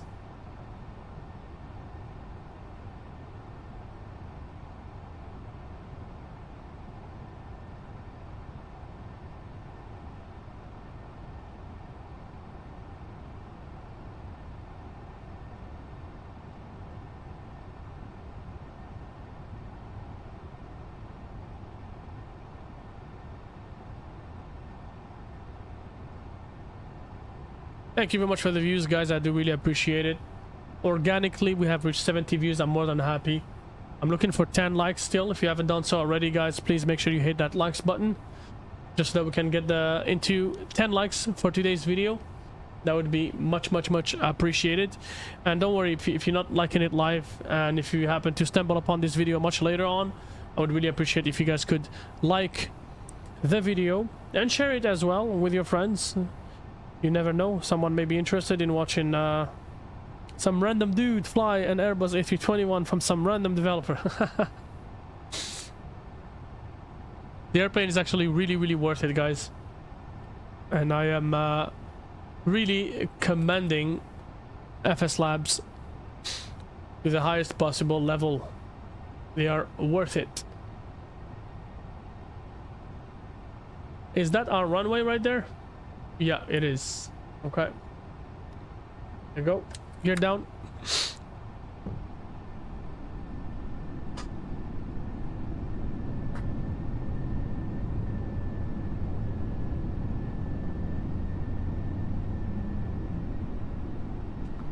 And look at the nose wheel gear that is now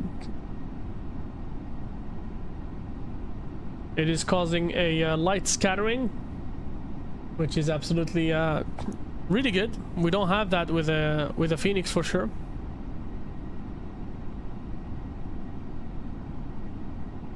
The only problem we had the other day is that it did not want to oh no, now it's working with it detected the glide slope. The other day it didn't detect the glide slope when I did my flight, like on my own. Very nice. See how that strobe doesn't work. Oh man, I wish we had you know what, let's just do something we're not supposed to do at all. I'm just gonna go to the menus. Shh, nothing to see here, guys, nothing to see here. I'm gonna go to replay tool. We turn it on. I really want to do the replay tool for you guys. Let's go here. 2000. Start recording. There you go. We're recording, my friends. There you go. We're gonna have a replay. We're gonna have a replay. We're gonna figure it out. I don't know how to use the replay tool, but we're gonna figure it out, and then we're gonna have a proper replay for you guys. Because you guys are my best. And because we always need a replay with DZ. Come on. DZ landing in DC. Gonna see Uncle Donald Not now, he's not there yet, but soon to be. Uncle Donald. We won't be flying by the White House. The White House is on the other side.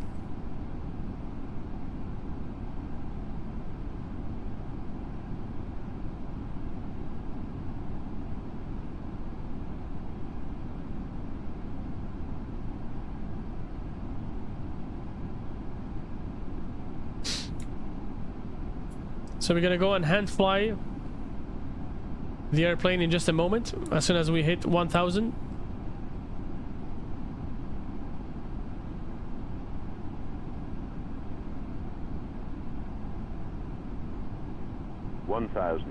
Thousand feet stabilized, mission approach altitude set.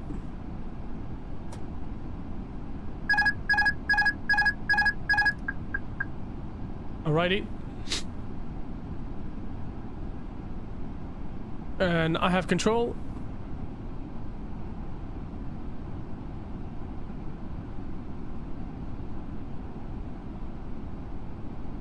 Whoever said Microsoft Flight Sim 2020 is dead is not right at all. Look at this, guys. This is not even third party. This is default. 100 above.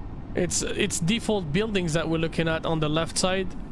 The airport is third party, but the buildings are not part of the airport. And it looks really good. 500.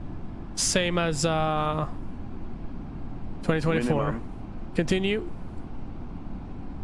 Landing. 400. Check. The airplane is really responsive. That's a plus. 300. It's better than the Phoenix. The Phoenix is hard to land, but the FSLABS is absolutely a pleasure to fly by hand. 200. 2 wide, 2 right, we're good.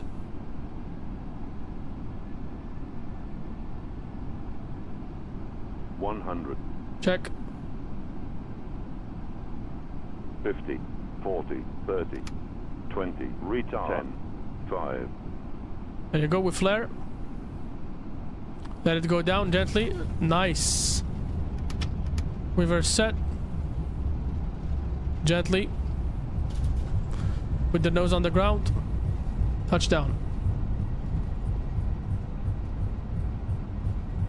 60 knots we stow them. Manual braking. We've made it to DC. Welcome on board, my friends. Welcome to DC International.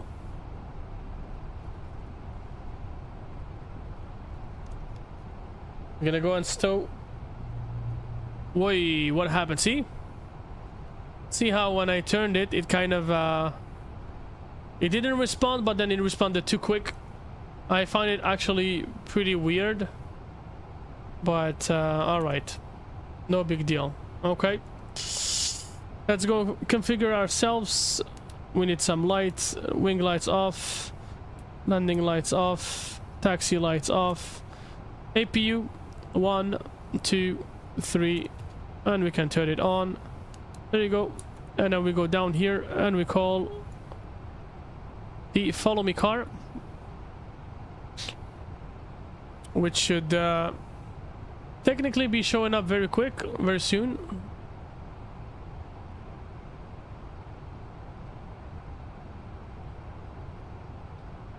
Add to system, AOC. Where's the follow me truck?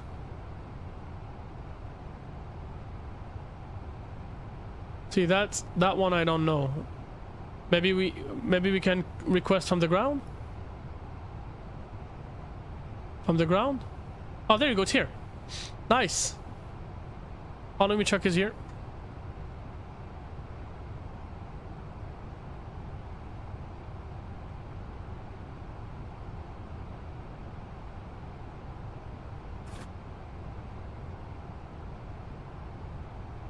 There you go. Follow me truck. I mean, all these options that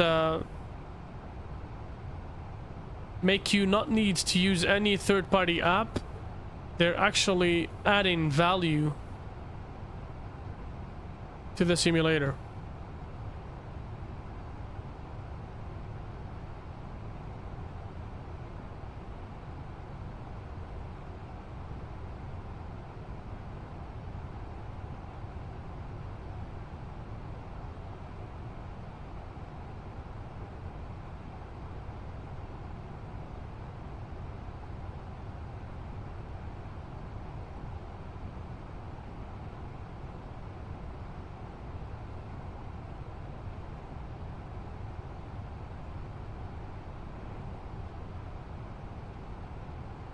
Right there. Okay. Off. On. Off.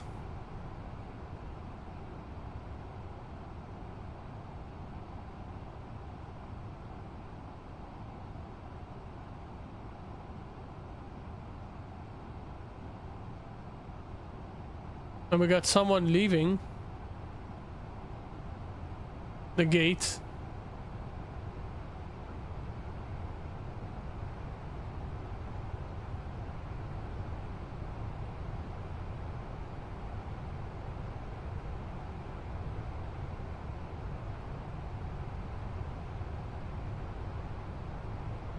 What is that guy doing there?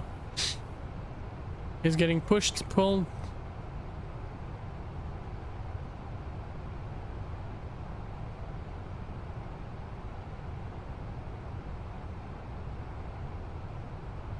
Unless it's an animation from the scenery.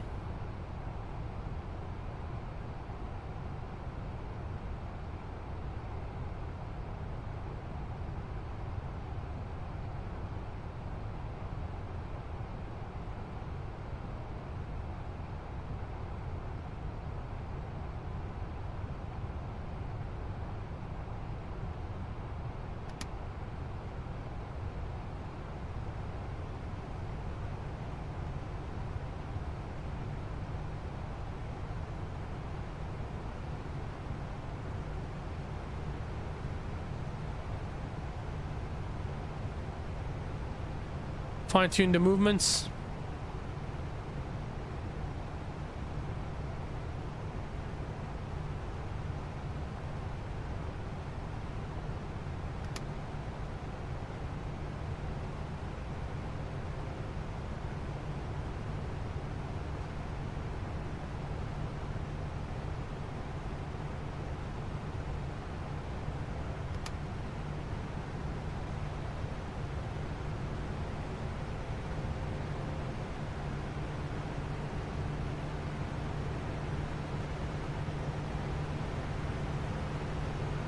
Okay.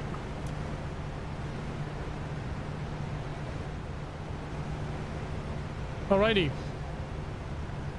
Engine number 2 can go off. Engine number 1 can go off. We'll go ahead and turn the light on. Some more brightness here. There you go. Ladies and gentlemen, welcome, welcome, welcome.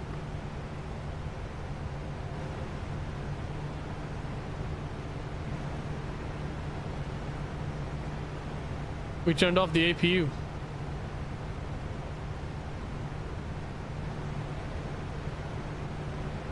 No big deal.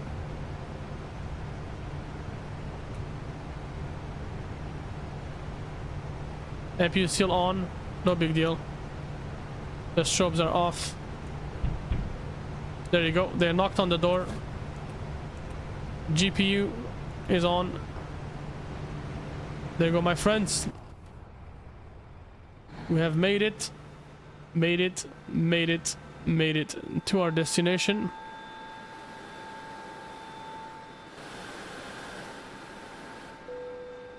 Passengers departing started.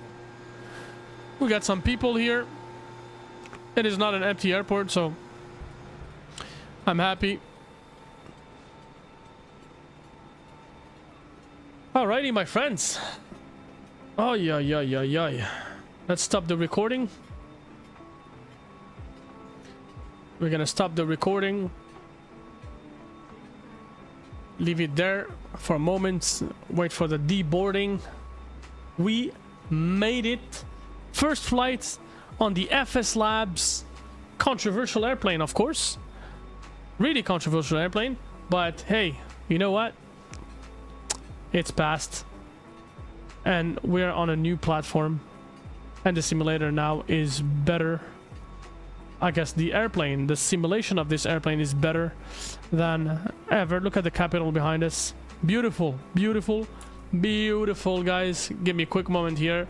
We need to look at that from the outside. Free camera here.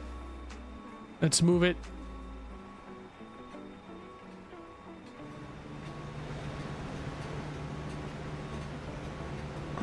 Oh, yes. Yes, yes, yes. I don't want him to sue me for copyright, but I was gonna say, oh, yes, yes, W movement. Shout out to our friend Morpheus. Morpheus, who comes to say hi to us sometimes. He's a good loyal subscriber of our channel, and he's also a content creator, part of our larger family of content creators. Hold on a second. What are we doing here? We're trying to take a screenshot.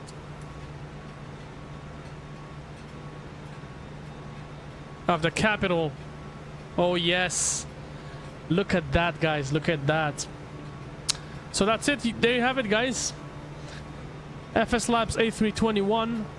We have uncovered the mystery. We have shown you what this airplane is, what it offers you, what you should expect from it.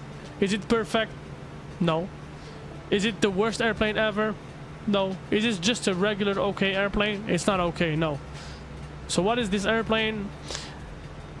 If we take first of all, if I have to give it a rating out of 10, okay, 0 being absolute garbage and 10 being the best thing that has ever been released in a flight simulator platform, I would honestly give FSLABS a 9.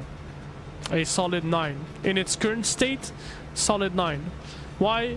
Because not only the systems are realistic, mimics reality, but also you have to worry about the airplane as a whole, not only the systems. You have to make sure that your airplane is airworthy. You have to make sure that your airplane is safe to fly. You have to make sure that you don't have any surface accumulation, which means that winter operations become a real thing now, a real challenge. Landing in Alaska is now a real challenge. Taking off from there as well. Wear and tear. Your airplane is alive now. It's no longer just a piece of pixels that has been programmed to thoroughly move from point A to point B. Now your airplane is alive. It does a lot of things in response to change, in response to weather situations, and I do believe that it is worth the price that it's been listed at. I think it's expensive, but I think the airplane is worth that price, especially given all of the next updates and features that we are to expect for this airplane. Like I said, the FSLAB is gonna set the standards to a much higher level.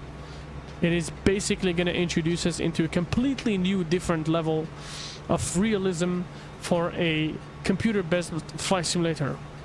So really awesome. Good on you. Thank you very much, FSLAB, for releasing this product. I do not regret paying $119 Canadian for this airplane. I don't regret a moment. And I hope that you will make this airplane much better. By the way, guys, I have to mention it again. I'm very optimistic to this airplane, but I want to mention that I am not paid nor sponsored by any means by FSLABS. I just happened to be very upset when I purchased this airplane, and I wanted to have my money back, and I contacted the developer to get my money back, but the customer service that I got from them was out of this world. Absolute amazing, fantastic, you know. And so yeah, it actually changed my view as a whole towards this airplane, and they actually showed me how to get the most of this airplane.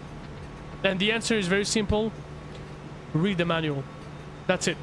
If you do not read the manual of this airplane, you may actually hate it, because it is an old-fashioned developed airplane. The way that this airplane was developed was following the old-fashioned that we used to have with P3D, read the manual and whatnot. I mean, obviously, as a real life pilot, you're not gonna read the manual of your airplane before boarding. You know, you should be trained and ready to fly it, you know. I consider all of us as sim pilots to already be trained on the Airbuses. We do have Airbuses from before, so I don't see the reason why I would read a manual on FSLABS. But hey, you know what? All of the value of its airplane resides right within that documentation that they put on the airplane file as well as the AFP. So take a moment to read the manual, get to learn your airplane, get to have a sense of how it flies, try to do a flight or 2 or 3 or 10, and I can guarantee you 100% that you will never regret that you have purchased this airplane. Yeah. So that is what I had to say, my 2 cents for you guys. That was a pretty long 2 cents. We've been here for how much? We've been here for 3 hours and 50 minutes. That is a 3 hours and 50 minutes 2 cents. Oh yes. You know, pay attention to the sounds. The hydraulic pumps running for the cargo doors that are closing. Look at the animation. It's pretty fluid, pretty smooth. Why is the aircraft bouncing? Winds or passenger deboarding? Yeah, you got it, man. I was gonna mention it. The airplane is balancing, is kind of moving because it's a hydraulic powered airplane and the passengers are leaving, so the airplane is being deprived from a huge weight suddenly. So it is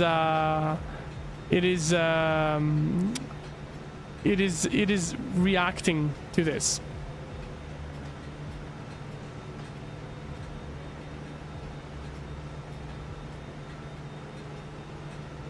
Yep. So look at the passengers, they're deboarding and the airplane is bouncing a little bit. I did notice that the other day, that the airplane was moving. It could be the winds, to be very honest with you, because I have the winds. Hold on a second. Maybe FS realistic.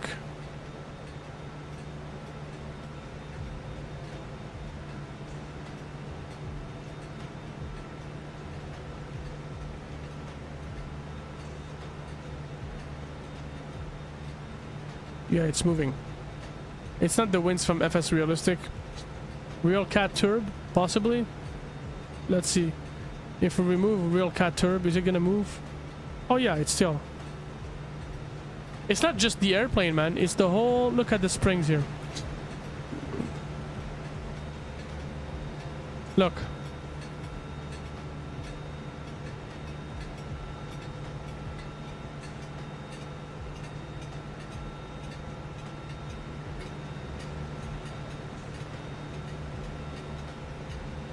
Isn't that fantastic?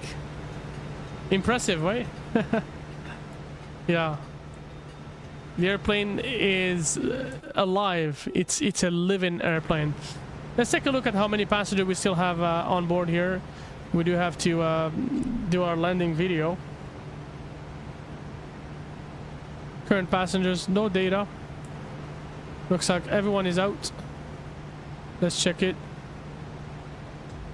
And so we can do 55 passengers left.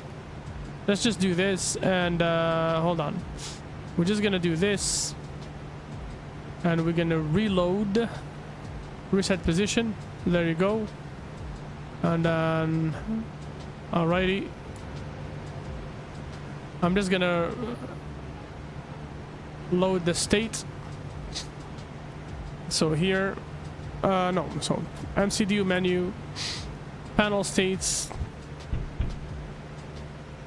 Oh yeah, the whole airplane turned off now. Panel state here, load state, and we do engines running, and we confirm it. Just wait a moment. We're gonna get ourselves ready for the landing.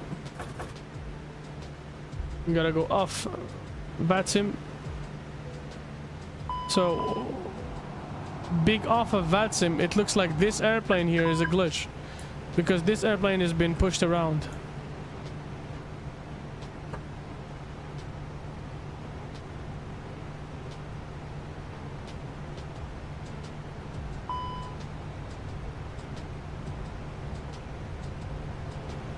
No idea why 2 airplanes.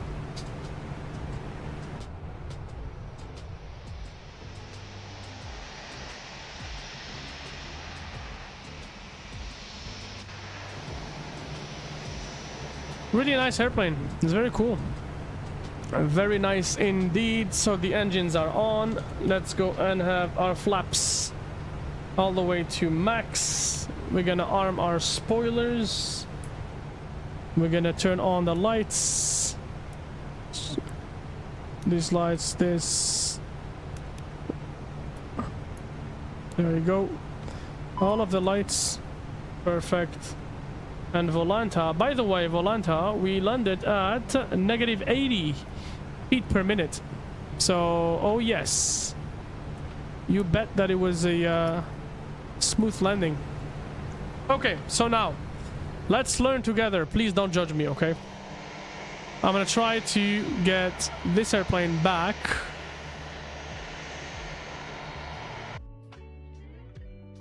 Okay.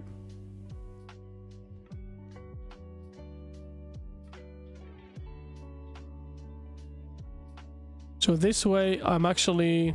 Okay. Okay, so we're gonna do this here. I'm gonna... should I put a marker here? Yeah, put a marker here. And then we will do this, right like this. And I believe that is our view. No, showcase. There you go.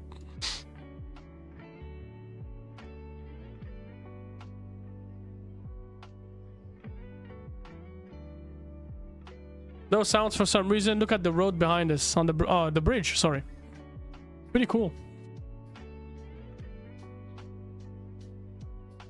The built-in replay actually works pretty cool. I didn't think it would be this this good.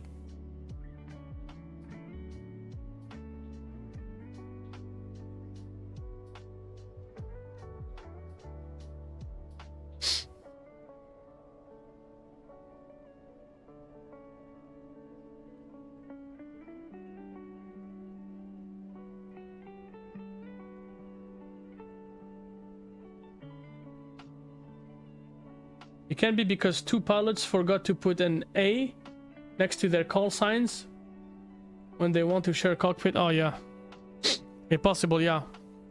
But it looks like it's part of the scenery. Cloudy flight deck.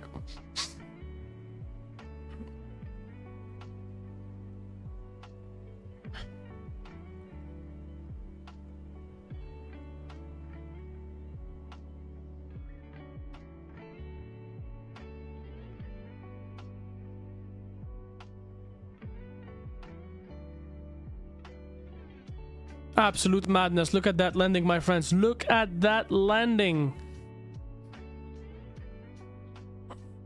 Perfect. Hold on.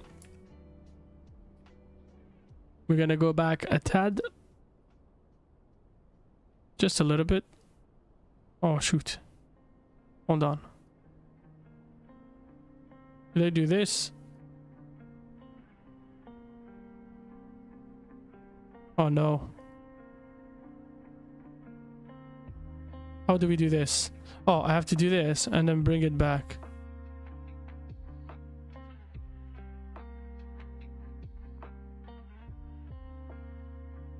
There you go. Then we do this. We do this. Okay, okay. We're learning.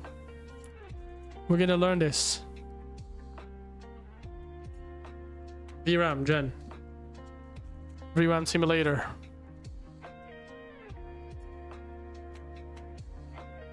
Gonna look at the back of the airplane. This view will never be possible in real life, but hey, we're in a simulator, so let's look at that. I love how it floats. We flared and we touched down right there. It was kind of okay, not too bad. And then now we're gonna go to the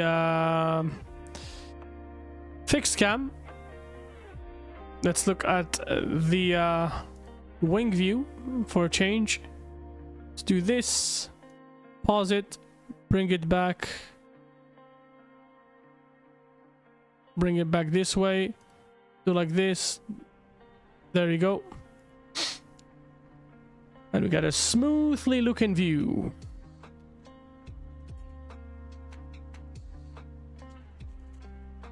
No sounds at all with the replay.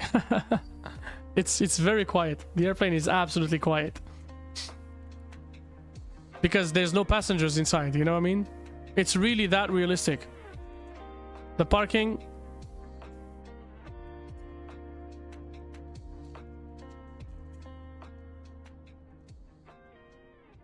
Touchdown. There you go. My amigos.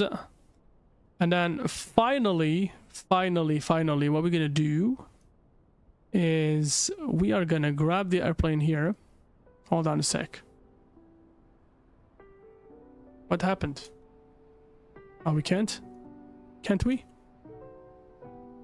I want to do this and go to showcase. Oh, is it not liking me? It doesn't like me, okay? Okay. So we do this. Now what I want to do is go right here into the free cam, into focus enabled, into drone lock mode. As usual, we must not forget that. We must not forget that one. How can we do it? How can we make it look good?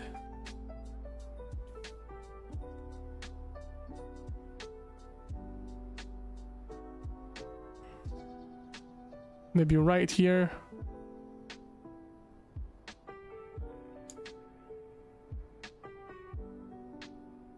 Okie dokie. And I think we should be able to do this and bring it back. Okay, just maybe like this. Bring it back. Bring the airplane back.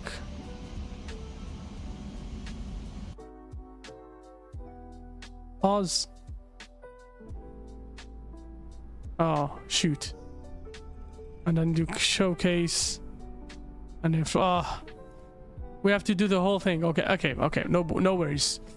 Let's go drone speed, and then we do lock mode, and then we go like this.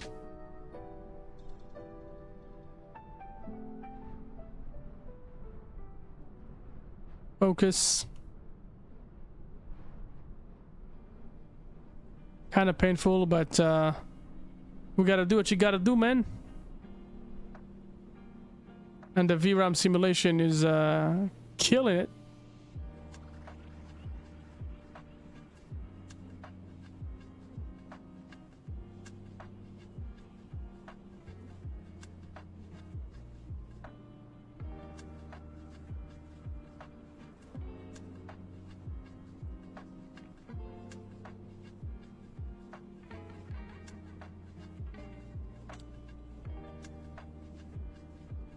Parking, and there you go.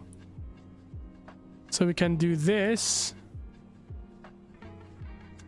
just like this. There you go. Right here, for example, as an example. Okay, because we're gonna max zoom at our airplane, and I guess that's it.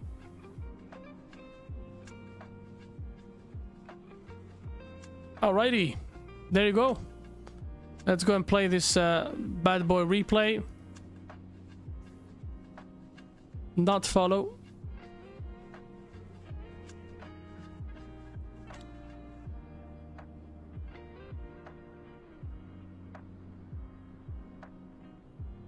There you go. I'm gonna wait for it, but it's gonna eventually end up coming, my friends.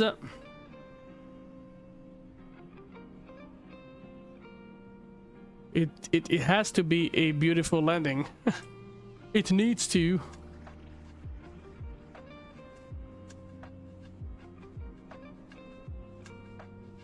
Wow, small dot here. We have no idea what's going on.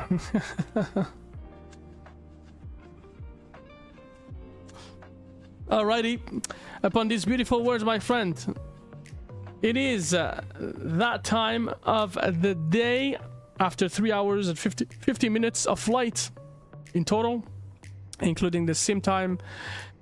Finally, we're done. Woo. One day, check mark. Thank you so very much for all the mods, sponsors, all of our viewers present here today and every day. I do really appreciate every single move, every single W move you make for this channel. Thank you very much, my friends. We do appreciate the new 2 subscribers that are now officially putting us in the rank of the 300 and plus subscribers channels on YouTube. Thank you so very much for all your support, guys. Without you, this channel would not be anything. It would just be a random dude streaming, which is actually the case, but now it's a random dude streaming with 301 subscribers. Thank you so very much for all of that you guys do every day and continuously through social media. Remember, we do have a TikTok channel. We do have a Discord server where you guys can communicate with me and our community in real time. We're human beings after all. We're not just hidden behind a screen. I do appreciate everything you guys do every day. Thank you very much for the sponsors. Simfly, I do really appreciate your sponsorship, as well as some of the other names that we have mentioned on the ads section. My friends, today is Saturday. It's one stream. Tomorrow we have another stream waiting for us. I haven't really thought exactly what we're gonna do. It could be another FSLABS, it could be another airplane, I don't know, but for sure we'll be back tomorrow 10 a.m. Eastern time, or maybe a little bit later, depends. I will let you guys know. Please monitor the channel. You see a banner pop up momentarily, or maybe tomorrow, eventually, whenever the time is available. And that's it. We'll see you guys tomorrow. And please remember to go ahead and look at all the shorts that we are posting daily on the channel. Look at our TikTok. Please follow us on TikTok. And if you have anything, please let us know. Thank you very much for being part of the channel and our life. And upon these beautiful words, I salute you, my friends. Peace. You have yourself a good night, and we'll see you tomorrow.